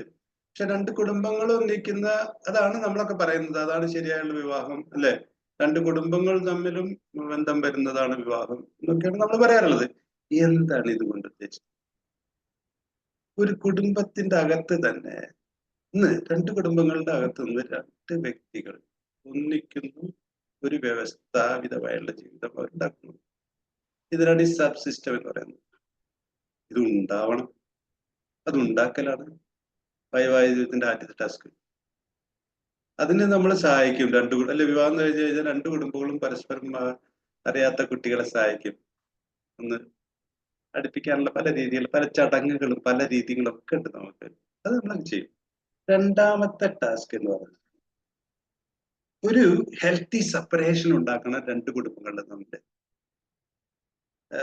ഒരു ആരോഗ്യകരമായ വേർപാട് അല്ലെ? ഒരു കുടുംബത്തിൽ നിന്ന് ഒരു സ്ത്രീ വരുന്നു, മറ്റൊരു കുടുംബത്തിൽ നിന്ന് ഒരു പുരുഷൻ വരുന്നു.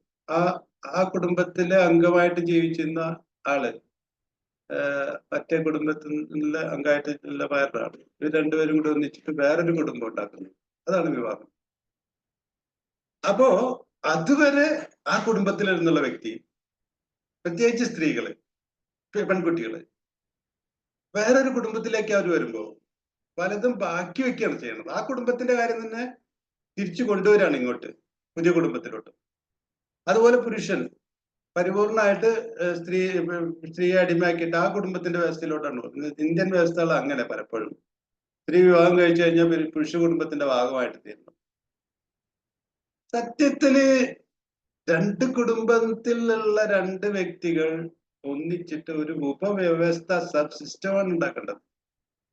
അല്ലാതെ സ്ത്രീ വന്നിട്ട് പുരുഷന്റെ കുടുംബത്തിന്റെ ആകലല്ല. അവിടെ ഈ പറഞ്ഞ പോലെ ഇന്റിമസിയുടെ കുറവുകളും പ്രശ്നങ്ങളും കുടുംബ പ്രശ്നങ്ങളും മെരിറ്റൽ ഡിസ്ട്രസ്സുകളും ഉണ്ടാവും. അപ്പൊ രണ്ടാമത്തെ ലക്ഷ്യം ഹെൽത്തി സെപ്പറേഷൻ ആണ്. ആരോഗ്യകരമായ വേർപാട് രണ്ട് കുടുംബത്തിൽ നിന്നും ഉണ്ടാവും. അതെങ്ങനെ നേടേണ്ടത്? അത് നെഗോഷിയേഷൻ വഴിയായിരിക്കണം, ചർച്ചകൾ വഴിയായിരിക്കണം. വിഷമം ഉണ്ടായിരിക്കും. അതായത് നമ്മൾ പലപ്പോഴും കണ്ടിട്ടുണ്ട്, വിവാഹം കഴിഞ്ഞു കഴിഞ്ഞാൽ പെൺകുട്ടീനെ പറഞ്ഞയക്കുമ്പോ അച്ഛനും അമ്മയും കരയുകയാണ്. വേർപാടാണ് അവിടെ വരുന്നത്. അപ്പൊ അതൊരു ഹെൽത്തി ആയിട്ടിരിക്കണം എന്നാണ് പറയുന്നത്. അത് രണ്ടാമത്തെ ടാസ്ക്കാണ്. മൂന്നാമത്തെ ടാസ്ക് എന്താ വെച്ചിട്ടുണ്ടെങ്കില് വൈവാഹിക ജീവിത സമയത്ത് ഒഴിവു സമയം, അതുപോലെ സാമൂഹ്യ ജീവിതം, എങ്ങനെയൊക്കെ ജോലിക്കാര്യം, അതുപോലെ അവരൊരു കുടുംബമായിട്ട് നിന്നിട്ട് അവര് സൊസൈറ്റിയായിട്ട് ഇടപെടുന്നിട്ട് അവർ തമ്മിൽ ഒരു അതാണ് നമ്മൾ പറഞ്ഞ അണ്ടർസ്റ്റാൻഡിങ്. നമ്മളിപ്പോ ഈ അണ്ടർസ്റ്റാൻഡിങ് എന്ന് മാത്രം പറയാതെ എന്താണ് ഇത് എന്നുള്ള വിശദീകരണത്തിലേക്ക് നമ്മൾ പോകുന്നത് ഈ ഫാമിലി എൻറിച്ച്മെന്റില്. അങ്ങനെ 3 ടാസ്കുകളും നമുക്ക് ചെയ്യാൻ കഴിയണം എന്നുള്ളതാണ്. അപ്പൊ ഇത് ക്ലിയർ ആണോ 3 ടാസ്കുകളെ കുറിച്ച് പറഞ്ഞത്? ഇതിന് വിഷമം വരുന്നതുകൊണ്ടാണ് മെരിറ്റൽ എൻറിച്ച്മെന്റ് വേണ്ടി വരുന്നത്. നമ്മള് 2 കുടുംബങ്ങളിൽ നിന്ന് വരുന്ന 2 വ്യക്തികൾ ആ കുടുംബത്തിന്റെ അത് തന്നെ ഇങ്ങോട്ട് പിന്തുടരാതെ വേറൊരു കുടുംബമായിട്ട് ജീവിക്കാനുള്ള ഒരു ഉപവ്യവസ്ഥ, സബ് സിസ്റ്റം അവർക്ക് തമ്മിൽ ഉണ്ടാവണം. അതാണ് വേണ്ടത്. അവര് ചുരുക്കം മലയാള ഭാഷയിൽ പറയുകയാണെങ്കിൽ ഒരു വിവാഹം കഴിഞ്ഞ ദമ്പതികളെ മറ്റ് 2 കുടുംബങ്ങളും സ്വതന്ത്രമായിട്ട് വരുന്നു. നമ്മള് വിവാഹം ജീവിച്ച ആൾക്കാർക്ക് നമ്മുടെ ഭാഗത്തും മിസ്റ്റേക്കുകൾ വന്നിട്ടുണ്ട്. ആ മിസ്റ്റേക്കുകൾ നമ്മൾ സ്വയം തിരുത്തിയിട്ട് നമ്മൾ തന്നെ മുന്നോട്ട് പോകാൻ ചെയ്തിട്ടുണ്ടായിരുന്നു. ഇപ്പൊ ഇവർക്കും അത് തന്നെ ചെയ്യേണ്ടി വരും. അപ്പൊ അങ്ങനെ ഒരു ഉപവ്യവസ്ഥ കറക്റ്റ് ആയിട്ട് കൊണ്ടുപോകണം. പിന്നെ ഇവർക്ക് തമ്മിൽ ഒരു ഇന്റിമസി ഉണ്ടാക്കിയിട്ട് ഇവർക്ക് ഇങ്ങനെ പ്രധാനപ്പെട്ട ഈ സാമൂഹ്യ ജീവിതം എങ്ങനെയായിരിക്കണം, അപ്പോ ഈ കുടുംബപരമായിട്ട് അവരെന്തൊക്കെയാണ് ചെയ്യേണ്ടത്, ഇതിനെ കുറിച്ചൊക്കെ ഉള്ളൊരു ധാരണ ഇവർക്ക് ഉണ്ടാവുകയും ചെയ്യണം. ഈ 3 ടാസ്കുകളാണ്. ക്ലിയർ ആണോ ഞാൻ പറയുന്നത്? ഞാൻ പറഞ്ഞത് ക്ലിയർ ആണ് സാർ? ക്ലിയർ ആണ് സാർ പറഞ്ഞ ക്ലിയർ ആണ്. ക്ലിയർ ആണ് സാർ. ഇപ്പൊ 8 മണിയായി എന്റെ ഇത്. ഇനി നമുക്ക് ഇതേ രീതിയിൽ തുടരണോ അതോ ചോദ്യോത്തരങ്ങളിലേക്ക് കിടക്കണോ?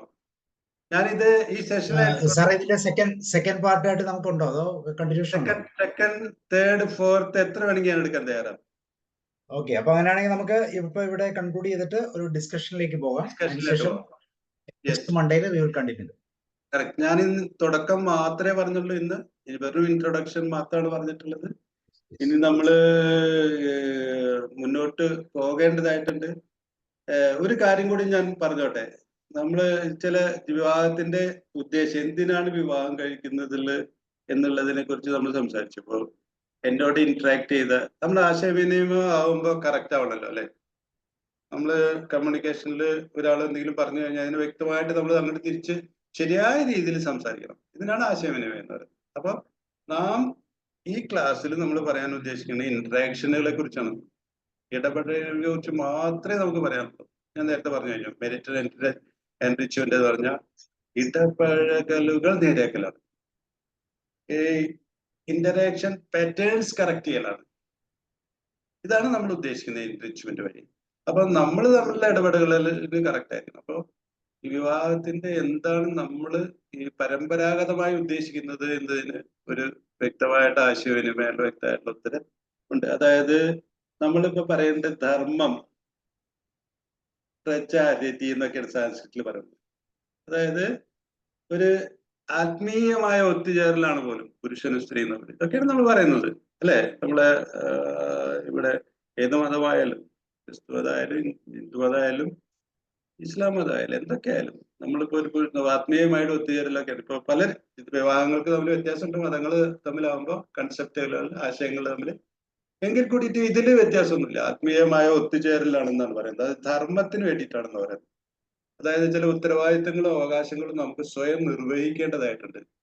കടമകളും മറ്റൊക്കെ മനുഷ്യരായി പറഞ്ഞാലും ഉണ്ട്. അതിനു വേണ്ടിയിട്ടാണ് നമ്മൾ ഒരു ലക്ഷ്യം വിവാഹത്തിന്റെ ധർമ്മം, അതാണ് പറയുന്നത്. പിന്നെ പ്രജ എന്ന് പറഞ്ഞു കഴിഞ്ഞാൽ ഈ സന്തതികളാണ്. സന്തതി അത് സാവുസാറാണല്ലോ പറഞ്ഞത് അല്ലെ. സന്തതികളെ ഉൽപ്പാദിപ്പിച്ചിട്ട് വംശം നിലനിർത്തേണ്ട രണ്ടാമത്തെ ഉദ്ദേശം, അത് രണ്ടാമത്തെ ഉദ്ദേശം മാത്രമാണ്. ആദ്യത്തെ ഉദ്ദേശം ആത്മീയമായിട്ടുള്ള ധർമ്മം. നമ്മുടെ മനുഷ്യനായി പറഞ്ഞിട്ട് നമ്മൾ വെറുതെ അങ്ങനെ ഇതായാലും വെജിറ്റബിൾ പോലെ അല്ലെങ്കിൽ മൃഗങ്ങളെ പോലെ ജീവിച്ചാൽ പോരാ. നമുക്ക് ചില ഉത്തരവാദിത്തങ്ങളും അവകാശം സമൂഹത്തിനോടും മറ്റൊക്കെ ഉണ്ട്. അതൊക്കെ വ്യക്തമായിട്ട് നിർവഹിച്ചിട്ട് നമുക്ക് ധർമ്മം സംരക്ഷിച്ച് മുന്നോട്ട് പോകണം. പിന്നത്തത് മൂന്നാമത്തെ കാര്യമാണ് തുടക്കത്തിൽ നമ്മുടെ ഒരു മാം പറഞ്ഞത്, രതി എന്നാണ് മലയാളത്തിൽ പറയുക. അതായത് ലൈംഗിക തൃഷ്ണ ശമിപ്പിക്കുക. അതായത് സമൂഹത്തിന് ദ്രോഹകരമാകാത്ത രീതിയിൽ മനുഷ്യന്റെ ലൈംഗിക തൃഷ്ണ, സംതൃപ്തി, ശാരീരിക ആഗ്രഹങ്ങൾക്ക് സംതൃപ്തി ഉണ്ടാവുക. ഈ 3 ലക്ഷ്യങ്ങളാണ് വിവാഹങ്ങൾക്കുള്ളത്. ക്ലിയർ ആണല്ലോ അല്ലെ? എന്നോട് യോജിക്കുമല്ലോ അല്ലെ? അതല്ലേ ശരിക്ക് ഉള്ളത് അല്ലെ? അപ്പൊ ഇതാണ്. അപ്പൊ ഇനി നമുക്ക് എങ്ങനെയാണെങ്കിൽ ഡിസ്കഷനിലേക്ക് കിടക്കാം. ഞാൻ തുടക്കമായിട്ടേ ഉള്ളൂ, വളരെ ഇൻട്രൊഡക്ഷൻ മാത്രമേ പറഞ്ഞിട്ടുള്ളൂ. എനിക്ക് ഇനി ഒരുപാട് കാര്യങ്ങൾ, ആശയങ്ങൾ പറയാനുണ്ട്, പങ്കുവയ്ക്കാനുണ്ട്. ഇതെല്ലാം ഞാനൊരു കമ്മ്യൂണിറ്റി അവയർനെസ്സിന് വേണ്ടിയിട്ട് പങ്കുവയ്ക്കുന്നതാണ്. മെരിറ്റൽ എൻറിച്ച്മെന്റ് എന്ന് പറഞ്ഞു കഴിഞ്ഞാൽ നമുക്ക്, ഞാൻ പറഞ്ഞു വെച്ചു കഴിഞ്ഞാൽ ഇൻസൈറ്റുകൾ കിട്ടും, സ്കില്ലുകൾ കിട്ടും ഓരോരുത്തർക്കും. അപ്പൊ കുറച്ചൊക്കെ ഇൻസൈറ്റുകൾ നമുക്ക് കിട്ടും. ഇത് കാര്യങ്ങൾ തുടക്കത്തിൽ തന്നെ നമുക്ക് പലതും കിട്ടിക്കഴിഞ്ഞാണെന്ന് ഞാൻ വിശ്വസിക്കുകയാണ്. അതുപോലെ നമുക്ക് സ്കില്ലുകൾ നേടിയെടുക്കേണ്ട അതിന് പല കാര്യങ്ങളുണ്ട്, ഒരുപാട് കാര്യങ്ങളുണ്ട്. അതെല്ലാം ഞാൻ പറയാൻ ഉദ്ദേശിക്കുന്നുണ്ട്. അപ്പോൾ ഇത് തുടക്കം മാത്രമാണ്. Okay sir, thank you sir. ഇത് വളരെ മനോഹരമായ ഒരു സെഷനാണ്. പ്രത്യേകിച്ച് ഇതിന്റെ പ്രോബ്ലം എന്താണെന്ന് വെച്ചാൽ നമ്മളിപ്പോൾ ഓൾറെഡി നല്ല ലൈഫ് കംപ്ലീറ്റ് ചെയ്ത് നമ്മുടെ മക്കളുടെ ലൈഫ് കൺട്രോൾ ചെയ്യുന്ന ഒരു സമയത്താണ്. ഈ സമയത്ത് നമ്മുടെ ജീവിതത്തിൽ സംഭവിച്ചിട്ടുള്ള പാളിച്ചകളെ കൃത്യമായിട്ട് പ്രസന്റ് ചെയ്യാനുള്ള ഒരു ഓപ്പൺ മൈൻഡ് ആയിട്ടുള്ള, അവിടെയാണ് ഈ എൻറിച്ച്മെന്റിന്റെ പവർ വരുന്നത്. എന്റെ ഭാഗത്ത് ചില വീഴ്ചകൾ, അല്ലെങ്കിൽ നമ്മുടെ ഭാഗത്ത് മാതാപിതാക്കളുടെ ഭാഗത്തുണ്ടാകുന്ന വീഴ്ചകളൊക്കെ കൃത്യമായിട്ട് എക്സ്പ്രസ് ചെയ്ത് പറയാൻ പറ്റുന്ന ഒരു ഓപ്പൺനെസ്, പലതും മൂടി വെച്ചും നമ്മളുടെ സ്ട്രാറ്റജി, നമ്മുടെ പ്രോഗ്രാം അനുസരിച്ചൊക്കെ മക്കളെ, സാറ് ഒരു എക്സാമ്പിൾ പറഞ്ഞു, വിവാഹം കഴിച്ചു കഴിഞ്ഞാൽ ഏറ്റവും നല്ല പോളിസി എന്ന് പറയുന്നത് മകനെയും മകളെയും, അല്ലെങ്കിൽ വിവാഹം കഴിച്ച മക്കളെ വാടക, നമ്മള് പൈസ കൊടുത്താണെങ്കിലും ശരി, ഒരു വീട്ടിൽ വാടകയ്ക്ക് താമസിപ്പിച്ച് മിനിമം ഒരു കുഞ്ഞുണ്ടാകുന്നവരെങ്കിലും അവരോട് താമസിപ്പിക്കാൻ നമ്മൾ പ്രേരിപ്പിക്കണം. ഇത് അവർക്ക് കുറെ സ്ട്രാറ്റജി ഉണ്ട്, നമുക്ക് കുറെ സ്ട്രാറ്റജി. ഈ സ്ട്രാറ്റജി എല്ലാം കൂടെ ക്ലാഷ് ആയി അവസാനം 1 വർഷം കൊണ്ട് തന്നെ ആ ബന്ധങ്ങൾ പൂർണ്ണമായിട്ടും തകർക്കുന്ന ഒരു രീതിയാണ് ഇപ്പൊ പുതുതായിട്ട് കാണുന്നത്. അപ്പൊ ഇവിടെ എല്ലാം ശ്രദ്ധിക്കേണ്ട ഒത്തിരി കാര്യങ്ങൾ മാതാപിതാക്കൾക്കുണ്ട് എന്നുള്ളത് തന്നെയാണ് ഇതിനകത്ത് പോയിന്റ്. അപ്പൊ അതിന്റെ ആദ്യത്തെ ക്ലാസ് എന്ന നിലയിൽ വളരെ മനോഹരമായി നല്ല ചർച്ചകൾ അങ്ങോട്ടും ഇങ്ങോട്ടും കൊടുക്കാൻ സാധിച്ചു. തീർച്ചയായിട്ടും അടുത്ത മൺഡേയും നമ്മളിത് കണ്ടിന്യൂ ചെയ്യും. തീർച്ചയായിട്ടും നിങ്ങൾ നിങ്ങളുടേതായ രീതിയിൽ കൃത്യമായിട്ട് അത് പ്രസന്റ് ചെയ്യുക. വിജയരാമൻ സാറിന് വളരെയധികം നന്ദി. ഇനി ഞാൻ ഒരാളെ വിളിക്കാം. ശുദ്ധവാൻ ഡോക്ടർ ഉണ്ടോ? ഒരു കമന്റ് ഡോക്ടർ നിന്ന് സ്റ്റാർട്ട് ചെയ്യും. ഞാൻ പറയാം. അത് ഞാൻ വളരെ കൗതുകത്തോടെ ഇത് ശ്രദ്ധിക്കാറ്. കേൾക്കുന്നുണ്ടോ സാർ? ഞാൻ വളരെ കൗതുകത്തോടെ ഇതിങ്ങനെ ശ്രദ്ധിക്കായിരുന്നു. അപ്പോൾ സാറ് ഡിസ്കഷനൊക്കെ ഇങ്ങനെ അൺലീഷ് ചെയ്ത് വിടുമ്പോഴും ഞാൻ ഈ ഒരു 2-3 തലമുറകളുടെ എൻ്റെ കുടുംബങ്ങളിലേക്ക് വിവാഹത്തെ പറ്റി ആലോചിക്കുകയായിരുന്നു. കാരണം ഈ എൻ്റെ അമ്മയെ കല്യാണം കഴിച്ചത് അച്ഛൻ 14ാമത്തെ വയസ്സിലാണ് അമ്മ വിവാഹ ജീവിതത്തിലേക്ക് വരുന്നതും ഞങ്ങൾ 8 മക്കൾ ആയി ഒക്കെ ചേർന്നതും ഒക്കെ.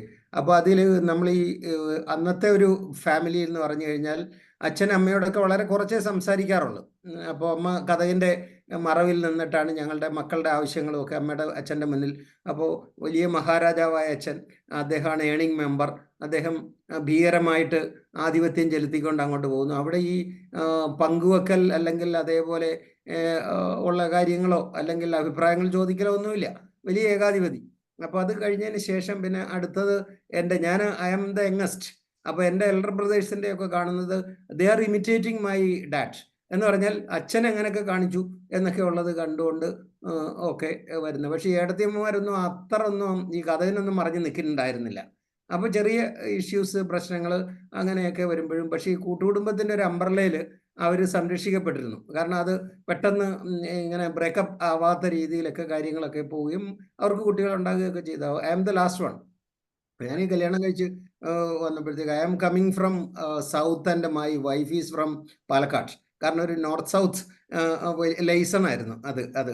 അങ്ങനെ വന്നു കഴിഞ്ഞപ്പോഴത്തേക്ക് സംഭവിച്ചത് ഈ പറഞ്ഞ പോലെ ഇതിൽ ഈ 3 തലമുറയുടെ വിവാഹത്തിൽ അല്ലെങ്കിൽ കുടുംബജീവിതം അല്ലെങ്കിൽ മാരേജ് എന്ന് പറയുന്ന കൺസെപ്റ്റിൽ വളരെ വ്യത്യസ്തമായിട്ട് ഉള്ള കാര്യങ്ങൾ മതി. ഇപ്പം എൻ്റെ മോൾ ഷീ ഗോട്ട് മാരീഡ്. അത് വന്നപ്പോഴത്തേക്ക് they are friends and they are behaving like friends and they are calling by name and all that. അങ്ങനെ വന്നു കഴിഞ്ഞപ്പോഴത്തേക്ക് ഇപ്പോൾ ആര്യപുത്രനും ഇല്ല, ചേട്ടനും ഇല്ല, അങ്ങും ഇല്ല, അടിയനും ഇല്ല, അങ്ങനെ ഒരു വലിയ ഇത് വന്നു. അപ്പോൾ ഇത് നമ്മുടെ ഈ ടെക്നോളജിയും മറ്റു കാര്യങ്ങളും ഒക്കെ കൂടെ വന്നതോടുകൂടി 2 പേര് തമ്മിൽ ഫ്രണ്ട്ഷിപ്പിൽ കഴിയുന്ന ഒരു മാരേജ് മാത്രമേ ഇനി വിജയിക്കാൻ പോകുന്നുള്ളൂ. പിന്നെ ഈ സഹിക്കാൻ പറ്റാത്തൊരു മാരേജിനെ അഡ്ജസ്റ്റ് ചെയ്തും കൗൺസിലറുടെ ഈ ഡയറക്ഷൻസ് ഒക്കെ സ്വീകരിച്ചുകൊണ്ട് നമ്മൾ ഈ കുരിശ് ചുമന്നുകൊണ്ട് പോകണോ? അത് ആയൊരു ജീവിതമേ ഉള്ളൂ. അപ്പോൾ അത് നമുക്ക് ഈ ഭാരത്തിൽ അല്ലെ സങ്കടത്തിൽ അല്ലെ വിഷാദത്തിൽ ഒന്നും പെട്ടുപോകണ്ട എന്നൊക്കെയുള്ള പുതിയ കുട്ടികളുടെ കൺസെപ്റ്റിനോട് ഞാനും ഒരു പരിധിവരെ യോജിക്കുകയാണ്. ഇപ്പോൾ നമ്മൾ പുറത്തുനിന്ന് നോക്കുമ്പോൾ ഇപ്പോൾ ഷെയർ ചെയ്യുക എന്ന് പറഞ്ഞാൽ ഇപ്പോൾ നമ്മുടെ വളരെ പേഴ്സണൽ ആയിട്ടുള്ള കാര്യങ്ങൾ നമുക്ക് സംസാരിക്കാവുന്ന ആളുകളുടെ എണ്ണം കുറഞ്ഞു പോയി. വളരെ കാരണം ഈ അങ്ങനെ ഒരു അവസ്ഥയിലേക്ക് വന്നു കഴിഞ്ഞു. പിന്നെ ഒരു പരിധി വരെ നമ്മൾ പാച്ചപ്പ് ചെയ്തിട്ട് പോവുക എന്ന് പറഞ്ഞു കഴിഞ്ഞാൽ ഐഡിയൽ അല്ലെങ്കിൽ പെർഫെക്റ്റ് മാരേജ് എന്ന് പറയുന്ന ഒരു കാര്യവും നമ്മൾക്ക് കാണാൻ പറ്റുന്നില്ല. ഇതിൻ്റെ ഇടയിലാണ് ഈ ബഹുഭാര്യത്വം എന്ന് പറയുന്ന how can a man satisfy more than one wife and all that. അതിൽ ഫാമിലി അവിടെ നിൽക്കുന്നു. Which family? A family, B family, C family. I know, I have a friend, he is having 3-4 families and all that. എങ്ങനെയാണ് പോകുന്നതെന്നുള്ളത് ഇത് വളരെ complex ആയിട്ടുള്ള ഒരു issue ആണ്, വളരെ കോംപ്ലക്സ്. അപ്പോൾ അത് പേഴ്സൺ ടു പേഴ്സൺ അത് മാറിക്കൊണ്ടിരിക്കുമെന്ന് ഞാൻ കരുതുന്നു. അതിൽ ഇപ്പോൾ ഒരു ഉദാഹരണം, ഞാൻ ആലപ്പുഴ ജില്ലയിൽ നിന്ന് വരുന്ന എനിക്ക് മീൻകറി, എരിവുള്ള മീൻകറിയാണ് എൻ്റെ ഏറ്റവും വലിയ, കാരണം ഞാൻ കായൽ തീരത്ത് താമസിക്കുന്ന ആളായതുകൊണ്ട് അമ്മ എന്നും ഫ്രഷ് ആയിട്ടുള്ള കരിമീനും ചെമ്മീനും ഒക്കെ വാങ്ങിയിട്ട് നല്ല കുടംപുളിയൊക്കെ വെച്ചിട്ട് ഗംഭീരമായിട്ട്. പാലക്കാട് വന്നപ്പോൾ കുടംപുളി ഇല്ല, ഇവിടെയും മറ്റേ ആ വാളംപുളി എന്ന് പറയുന്ന പുളി വെച്ച് അത് പഴകിയ മീനാണ് പാലക്കാട് തിന്നത്. There is no coastal area. അപ്പോൾ അങ്ങനെ വരുമ്പോഴത്തേക്ക് നമുക്ക് ഈ ഒരു ഫുഡ് ഹാബിറ്റ് കുക്കിങ്ങിലൊക്കെ വന്നപ്പം, അപ്പോൾ സമർത്ഥ്യ എൻ്റെ ഭാര്യ ചെയ്തത് ആലപ്പുഴയിൽ എൻ്റെ അമ്മായിയമ്മയുടെ അടുത്ത് നിന്ന് ഈ അവിടുത്തെ കുക്കിംഗ് പഠിച്ചു. അപ്പോൾ അല്ലാതെ ഇയാൾ ഇവിടെ നിന്ന് കല്യാണം കഴിച്ചല്ലേ, അപ്പോൾ ഇത് കഴിച്ചാൽ മതി എന്നും പറഞ്ഞ് ബലം പിടിച്ചില്ല. അപ്പോൾ ഈ ഒരു വിട്ടുവീഴ്ചകൾ എല്ലാം കൂടെ വന്നു കഴിഞ്ഞാൽ ഇതങ്ങ് ഭംഗിയായിട്ട് പോകും. അല്ലാതെ നമുക്കൊരു ഈ ടൈലേഡ് മാരേജ് എന്ന് പറഞ്ഞിട്ട് തുന്നൽക്കാരൻ തുന്നിത്തരുന്ന കുപ്പായം ഇടുന്ന പോലെ പറ്റുകയില്ല. അപ്പം from individual to individual it varies. അപ്പോൾ അത് ഗംഭീരമായൊരു ടോപ്പിക്കാണ് സാർ എടുത്തിരിക്കുന്നത്. അപ്പോൾ ഇത് ശ്വാസം പിടിച്ചിരുന്ന് കേട്ടാലേ പറ്റുള്ളൂ. അതിലൊരു എൻജോയ്മെന്റ് പാർട്ടുണ്ട്. പിന്നെ ഐ എം ഗെറ്റിംഗ് ക്രിട്ടിസൈസ് ചെയ്യേണ്ട ഭാഗങ്ങൾ ചില സാറിൻ്റെ ഭാഗത്തു നിന്ന് വരുന്നുണ്ട്. അതേപോലെ തന്നെ നമുക്ക് പുതിയ ഇൻസൈറ്റും കിട്ടുന്നുണ്ട്. അപ്പോൾ ഇറ്റ്സ് എ വണ്ടർഫുൾ ടോപ്പിക്. അപ്പോൾ നമുക്കത് 1, 1, 2, 3 ഭാഗം കൊണ്ട് നിർത്താതെ നമുക്കിത് പോയിട്ട് നമുക്ക് ഇതെല്ലാം കഴിഞ്ഞാലും അവസാനം ഇത് ഒരു കോമൺ പ്ലാറ്റ്ഫോമിൽ എത്തിയിട്ട് ഒരു എന്താ പറയുക, ഒരു നൾ പോയിന്റിൽ എത്തുമെന്ന് എനിക്കറിയില്ല. But anyway I am anxiously waiting for the next sessions and all that. Okay sir. Sir വിമർശിച്ചോളൂ, എനിക്ക് വിമർശിക്കുന്നതുകൊണ്ട് യാതൊരു വിരോധമില്ല. പക്ഷെ നമുക്ക് ഡിസ്കഷൻ പാർട്ട് സാക്രിഫൈസ് ചെയ്തിട്ട് വിമർശിക്കരുത്. അതായത് ശരിക്കും നമുക്ക് ഡിസ്കസ് ചെയ്യാം, നെഗോഷിയേറ്റ് ചെയ്യാം, എന്നിട്ട് ആ രീതിയിൽ നമുക്ക് വിമർശനങ്ങളുമായി. അല്ല, അത് ഞാൻ പറഞ്ഞത് നോട്ട് അബൌട്ട് ദ ക്ലാസ്. അപ്പോൾ ഇതിൽ ഞാനിപ്പോൾ എൻ്റെ ഡൈനിങ് ടേബിളിലാണ് ലാപ്ടോപ്പ് വെച്ച് കേൾക്കുന്നത്. കാരണം because my wife is listening to music in the TV. അപ്പോൾ ഡ്രോയിങ് റൂമിൽ അവരെ ശല്യപ്പെടുത്താതിരിക്കാൻ ഞാൻ ഇവിടേക്ക് മാറിയിരുന്നിട്ട് you may be watching the vessels and all that ഈ ബാക്ക്ഗ്രൗണ്ടിൽ. അപ്പോൾ അതേസമയത്ത് ഞാൻ അവിടെ ഇരുന്നിട്ട് നിന്റെ TV ഒന്നും ഇവിടെ കേൾക്കണ്ട, ഞാൻ ഈ ക്ലാസ് അങ്ങോട്ട് അറ്റൻഡ് ചെയ്യാണ്, സാബു സാറിൻ്റെ ക്ലാസ് ആണ് എന്ന് പറഞ്ഞിട്ട് വരുമ്പോൾ എന്തായി ഒരു ഒരു അങ്ങനെ. അതേപോലെ വിട്ടുവീഴ്ച ഇന്ററാക്ഷനിൽ നെഗറ്റീവായി. ഒരാവശ്യമില്ലാതെ നമ്മളൊരു നെഗറ്റീവ് പ്രോബ്ലം ആയിപ്പോയി. ക്രിയേറ്റ് ചെയ്ത് അവിടെ ഒരു ഈ മേഷയുദ്ധം എന്നൊക്കെ പറയില്ലേ, ആടുകൾ തലകൂട്ടി അടിച്ച് ചോര ഒലിപ്പിക്കുന്ന പോലെ. അതിനു പകരം ഞാനിങ്ങോട്ട് ഐ ചേഞ്ച് മൈ സീറ്റ്. ഞാൻ ഇവിടേക്ക് വന്നു, ഡൈനിങ് ഹാളിൽ ഇരിക്കുന്നു, ടേബിളിൽ ലാപ്ടോപ്പ് വെക്കുന്നു, ഞാൻ I am happily listening to that. അത് കഴിഞ്ഞ് ചില കമന്റുകൾ ഇവിടുന്ന് കേൾക്കുമ്പോൾ ഷീ ഇസ് അപ്രോച്ചിങ് മീ, എന്തായിരുന്നു ആ പോയിന്റ് എന്ന് ചോദിച്ചിട്ട് വരുന്നുണ്ട്.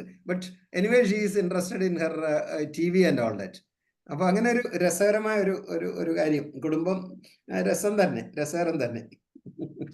എത്ര സെഷൻ വേണമെങ്കിൽ എടുക്കാൻ ഞാൻ തയ്യാറാണ്. 7 8 session. Okay Sabu sir please. തീർച്ചയായും സാർ, എനിക്കും വളരെ സന്തോഷം. കാരണം നമുക്ക് നമ്മുടെ ലൈഫിൽ കൊടുക്കാൻ പറ്റുന്ന ലാൻഡ്മാർക്കാണിത്. ഇതിനപ്പുറത്തൊരു സബ്ജക്ട് ഇല്ലല്ലോ. നോൺ മീൻസ് ഇത് ശരിയാകാതെ വേറെ സാബു സാർ ഒന്ന് ആഡ് ചെയ്തോട്ടെ. ഇപ്പോ ഡോക്ടർ സാറ് പറഞ്ഞില്ല, അഡ്ജസ്റ്റ്മെന്റ്, ഏറ്റവും പവിത്രമായ ഒരു വാക്കാണ് അഡ്ജസ്റ്റ്മെന്റ്. ഫാമിലി ലൈഫിൽ നമുക്ക് വേണ്ട അണ്ടർസ്റ്റാൻഡിങ്ങിന് ഒരു അഡ്ജസ്റ്റ്മെന്റ് ആണ്. അതുപോലെ ഇപ്പോഴത്തെ തലമുറ ഫ്രണ്ട്സ് ആയിട്ട് നമുക്ക് കാണാൻ പറ്റുന്നു, പരസ്പര ബഹുമാനമുണ്ടെങ്കിൽ അവിടെ പ്രശ്നം തീരുന്നു. ഈ പോയിന്റ്സുകൾ നമ്മൾ ഓർത്ത് വെച്ചാൽ ഇപ്പോഴത്തെ ഫാമിലി നമുക്ക് നേരെ കൊണ്ടുപോകാൻ പറ്റും. എൻറിച്ച്മെന്റിന്റെ അവസാന വാക്കുകളാണിത്. Okay ma'am, thank U.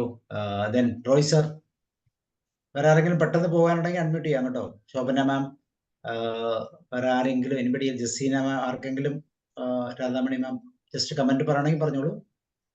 Sir, എനിക്ക് 2 ക്വയറി ഉണ്ട്. അതായത് അടുത്ത പ്രാവശ്യത്തെ ക്ലാസ്സിൽ അതിന്റെ ഒരു ചെറിയ ആൻസർ കിട്ടിയാൽ നന്നായിരുന്നു. അതായത് ഇന്നത്തെ ന്യൂ ജനറേഷനിലുള്ള കുട്ടികളിലെ മാരേജ് കഴിഞ്ഞവരുടെ പ്രോബ്ലം കണ്ടിരിക്കുന്ന ഫേസ് ചെയ്യുന്നത്, ഒന്നെങ്കിൽ ഭർത്താവ് ഈ പോൺ അഡിക്ഷന് ആയിരിക്കും, 2 ഭാര്യ മൊബൈൽ അഡിക്ഷൻ ആയിരിക്കും. ഇവരെ രണ്ടിനെയും കൂടി എങ്ങനെ കോപ്പപ്പ് ചെയ്ത് ഫാമിലി ലൈഫ് ഹാപ്പിലി കൊണ്ടുപോകാൻ പറ്റും? ഞാൻ പറയട്ടെ മാം, ഞാൻ നേരത്തെ മാം ഇതന്നെ നേരത്തെ പറഞ്ഞിട്ടുണ്ടായിരുന്നു. അപ്പൊ ഈ മൊബൈൽ അഡിക്ഷൻ ആവുന്നതുകൊണ്ടുള്ള ഒരു നെഗറ്റീവായ കാര്യം, ഈ ദാമ്പത്യ മണിക്കൂറുകൾ എന്നുള്ളൊരു പ്രധാനപ്പെട്ട കാര്യമുണ്ട്. പരസ്പരം ചില കുടുംബത്തിലാണെങ്കിലും ക്വാളിറ്റി അവേഴ്സ് എന്ന് പറയും, ഇത് നഷ്ടപ്പെടുന്നു, കുറയുന്നു. മൊബൈലിലേക്ക് പരസ്പരം സംസാരിച്ചിട്ടാണ് സ്നേഹം ഉണ്ടാവുള്ളൂ.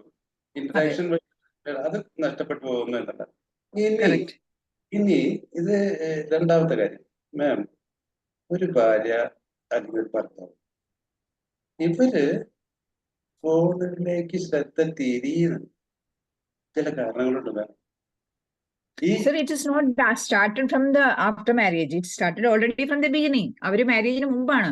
അപ്പൊ അവരുടെ പഴയ കാലത്തെ ആൾക്കാർ പറഞ്ഞു കൊടുക്കുന്ന പോലെ ഇങ്ങനെ ഒരു കാര്യം ചെയ്തു കഴിഞ്ഞാൽ ഞാൻ ഈ ഫോൺ അഡിക്ഷനിൽ നിന്നും രക്ഷപ്പെടും എന്ന് പറഞ്ഞിട്ടാണ് അവര് കല്യാണം കഴിക്കുന്നത്. ബട്ട് കല്യാണം കഴിച്ച ശേഷം അവര് റിയലൈസ് ചെയ്യുന്നു, ഞങ്ങളിൽ നിന്ന് ഇത് മാറി പോകുന്നില്ല, ഞങ്ങൾക്ക് ഭാര്യയായിട്ട് യാതൊരു ഇൻട്രസ്റ്റും വരുന്നില്ല, യാതൊരു ഇന്റിമസിയും ഭാര്യയായിട്ടില്ല.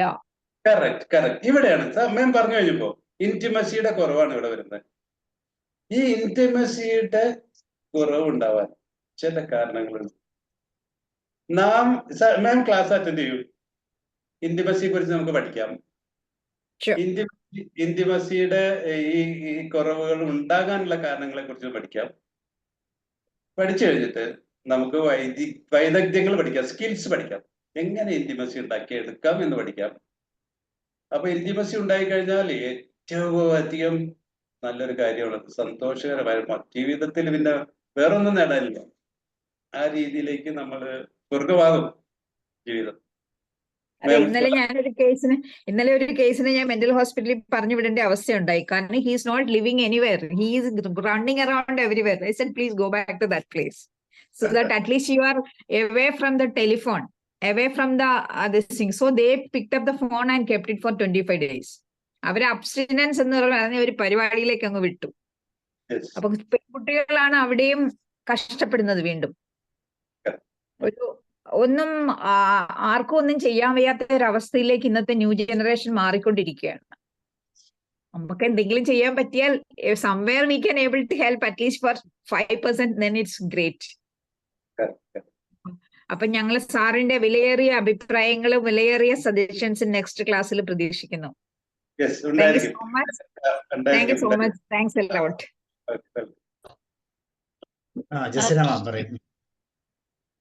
നമ്മൾ പറയാറുണ്ടല്ലോ, കൂടുമ്പോൾ ഇമ്പമുള്ളതാണ് കുടുംബം എന്ന്. ഇപ്പൊ ഒരു കുടുംബം എന്ന് പറയുന്നത് ഒരു എന്താ പറയാ, നമ്മളുടെ ഒരു ലോകത്തിന്റെ തന്നെ നല്ല നിലനിൽപ്പിന് അത്യാവശ്യമായ ഒരു കാര്യമായതുകൊണ്ടും, പക്ഷെ അതിനിപ്പോ ഇപ്പോഴത്തെ സാഹചര്യത്തിൽ പല വാദമുഖങ്ങളും ഉണ്ടാവും. എന്നിരുന്നാലും ഒരു ജനറലി ഒരു കൺസെപ്റ്റ് ഞാൻ പറയുകയാണ്. ഈ ഒരു ടോപ്പിക് വളരെ നന്നായിട്ടുണ്ട് സാർ. ഇത് എത്ര സെഷൻസ് നമുക്ക് ഇത് ഡീപ്പായി പോകാൻ പറ്റുമോ അത്രയും പോകാൻ പറ്റിയതാണെങ്കിൽ നമ്മളെ ചുറ്റിലുള്ളവർക്ക് എന്തെങ്കിലും അവർക്കൊരു പ്രയാസങ്ങൾ വരുന്ന സമയത്ത് നമുക്ക് എന്തെങ്കിലും ഒരു ഹെൽപ്പ് അവർക്ക് കൊടുക്കാൻ പറ്റും. ഉള്ള ബന്ധങ്ങൾ ഒന്ന് നല്ലപോലെ ദൃഢമാക്കി കൊടുക്കാനെങ്കിലും നമുക്ക് പറ്റും. ഇത്തരം അവയർനെസ് ക്ലാസ്സുകൾ നമുക്ക് ലഭിക്കുകയാണെങ്കിൽ. Thank you so much Sabu sir. Thank you so much sir. You are welcome മാം. നമുക്ക് തുടരാം. നമുക്ക് മാക്സിമം സെഷനിലേക്ക് മുന്നോട്ട് പോയിട്ട് നമുക്ക് ഈ രീതിയിൽ ഞാൻ പറഞ്ഞു കമ്മ്യൂണിറ്റി അവയർനെസ് ആണ് ഉദ്ദേശിക്കുന്നത്. സമൂഹത്തിന് അവബോധം ഉണ്ടാക്കുക എന്നുള്ളത് നമ്മളൊരു ആ ഒരു ശ്രേഷ്ഠമായ ലക്ഷ്യത്തിലാണ് ഈ ക്ലാസ് എടുക്കുന്നത്. അപ്പോ മാം കൂടെ നിൽക്കും. നമുക്ക് കുടുംബം എന്നുള്ള നല്ല സ്ഥാപനത്തിന്റെ നന്മ അത് മനുഷ്യവംശത്തിന് മുഴുവനും അതുപോലെ തന്നെ രാജ്യത്തിനും ഒക്കെ ഏറ്റവും നല്ല കാര്യമാണ്. മാം പറഞ്ഞു വളരെ നല്ല കാര്യം. സാറേ രമാവതി മാം പറഞ്ഞോളൂ.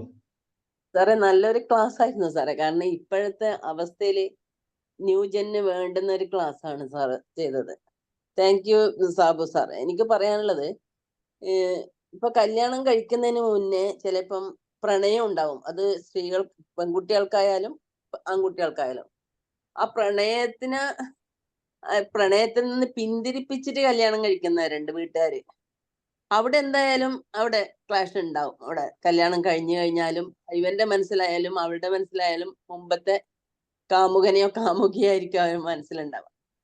സാധാരണ രീതിയിൽ അറേഞ്ച്ഡ് മാരേജ് കഴിക്കുമ്പോൾ ഇഷ്ടമുള്ളവര് തമ്മിൽ വീട്ടിൽ പോയി കണ്ടിട്ടാകുമ്പോ ഒരു ഫോണിൽ സംഭാഷണം ഉണ്ടാവും.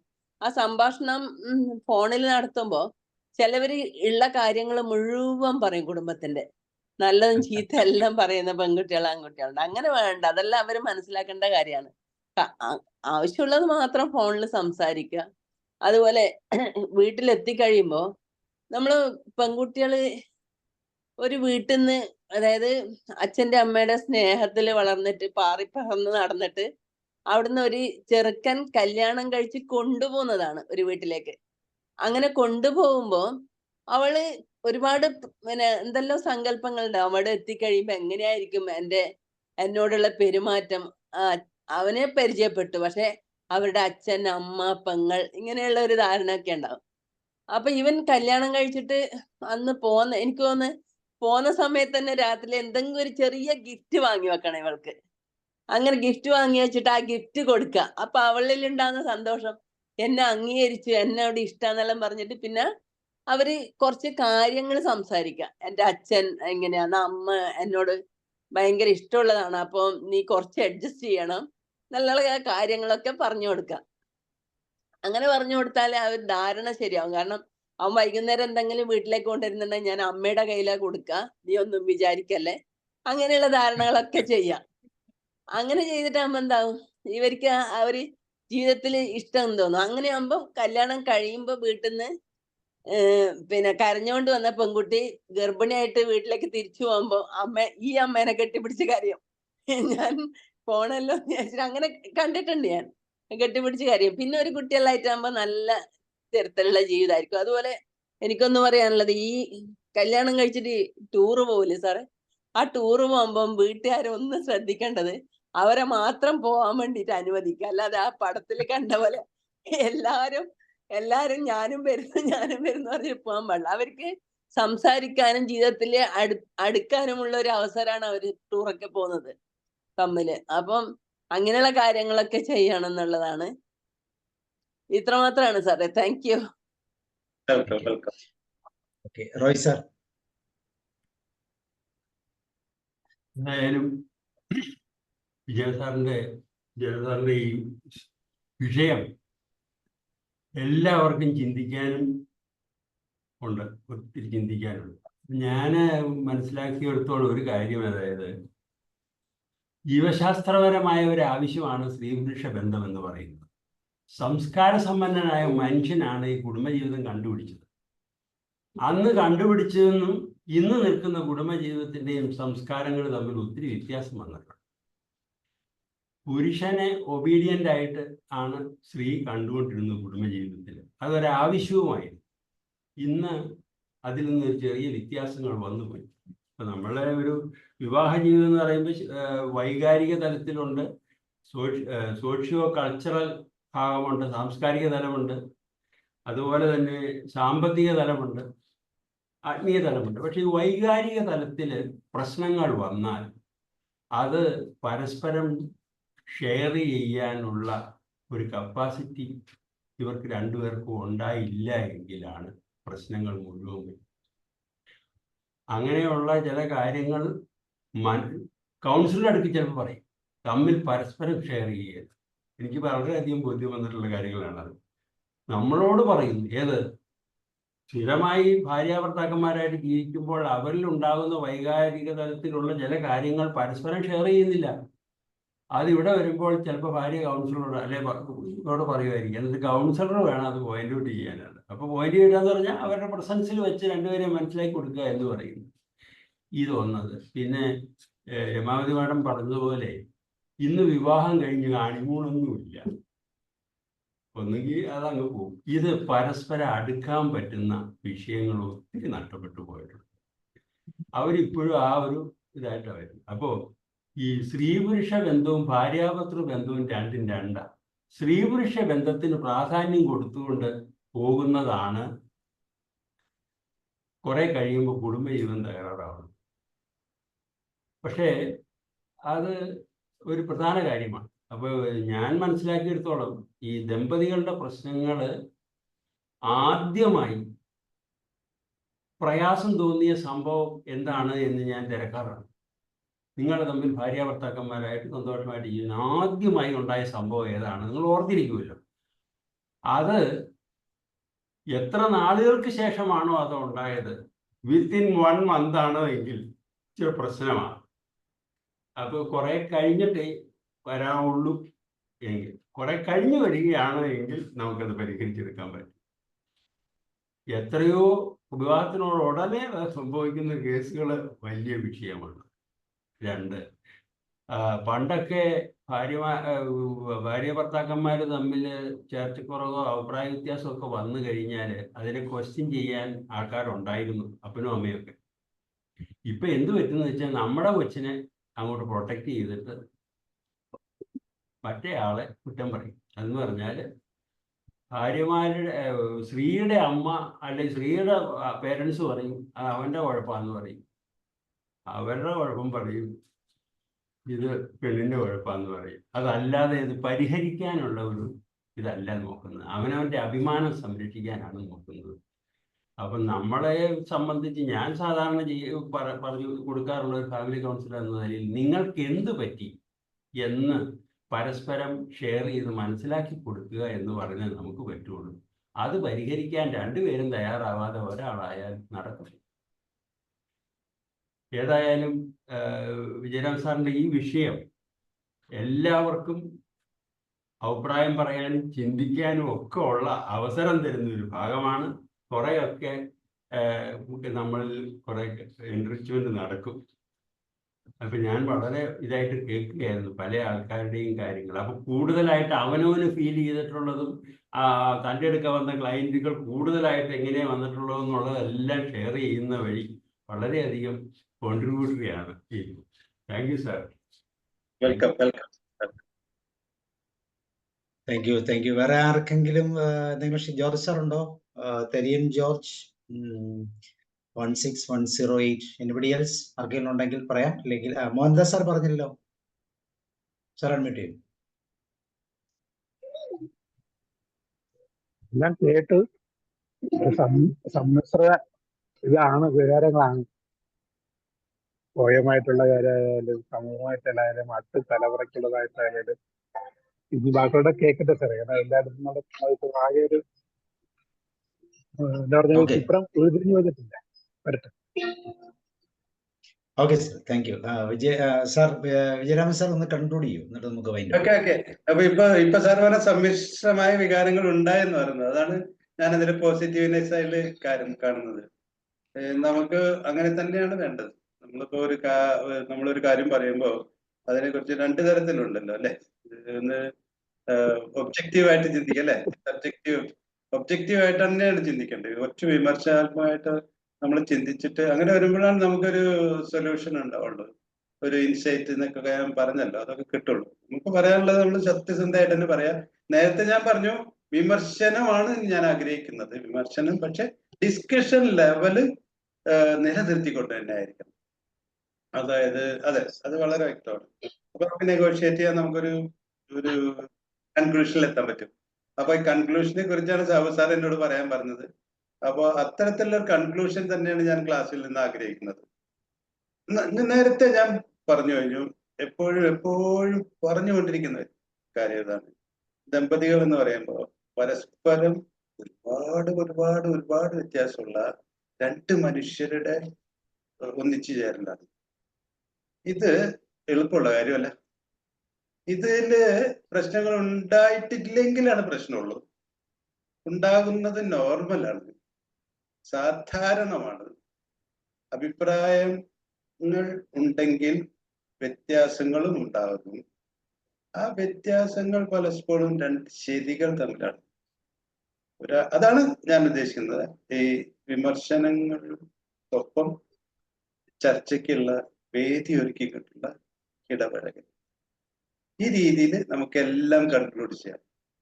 Okay Sabu sir, thank you very much for giving this. തീർച്ചയായും സാർ, വളരെയധികം ചിന്തിക്കാനും അല്ലെ, നമ്മുടെ എല്ലാവരും എക്സ്പീരിയൻസിലാണ്. ഒന്നുകിൽ മാതാപിതാക്കളായിട്ട്, ഇല്ലെങ്കിൽ മക്കളായിട്ട്, ഇല്ലെങ്കിൽ ഗ്രാൻഡ് പേരന്റ് ആയിട്ട് ഈ ഒരു വിഷയത്തിലൂടെ കടന്നു പോകാത്ത ആരും തന്നെ ഇല്ല അല്ലെ, ചുറ്റുപാടുകളുടെ സാഹചര്യം. അപ്പോൾ തീർച്ചയായിട്ടും വളരെ സമ്പുഷ്ടമായ ഒരു വിഷയമാണ്. വിഷയത്തെ നമുക്ക് ക്രോഡീകരിക്കാം. തീർച്ചയായിട്ടും സമൂഹത്തിന് ഗുണം പറ്റുന്ന രീതിയിൽ നമുക്ക് സൊല്യൂഷൻസിലേക്ക് പോകാനുള്ള വഴികൾ വെട്ടിത്തെളിക്കാം. അതാണ് നമുക്ക് ചെയ്യാൻ പറ്റുന്നത്. അതിനുവേണ്ടി വിജയരാമൻ സാർ എടുക്കുന്ന എഫേർട്ട് വളരെയധികം സന്തോഷകരമാണ്. തീർച്ചയായിട്ടും നമുക്കിതൊരു നല്ല ഡിസ്കഷനായിട്ട് മുന്നോട്ട് കൊണ്ടുപോകാം, പ്രയോജനകരമാകട്ടെ. അപ്പം എല്ലാവിധ നന്ദിയും സ്നേഹവും അറിയിക്കുന്നു. അടുത്ത മൺഡേ വീണ്ടും നമുക്ക് ഇതിന്റെ സെക്കൻഡ് പാർട്ടുമായിട്ട് കാണാം. അതുവരെ കോൺട്രിബ്യൂട്ട് ചെയ്യാൻ ആർക്കെങ്കിലും വിജയരാമൻ സാറിനോട് സംസാരിക്കാനുണ്ടെങ്കിൽ എന്നോട് ചോദിച്ചാൽ മതി, ഞാൻ നമ്പർ തരാം. പരസ്പരം അങ്ങോട്ടും ഇങ്ങോട്ടും ഷെയർ ചെയ്ത് കൂടുതൽ റിച്ച് കണ്ടന്റ് ഉള്ള ഒരു സെഷനായിട്ട് നമുക്ക് മാറ്റാം.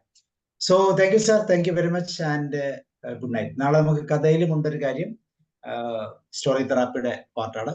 So thank you and good night. See you. Good night, sir. Thank you so much.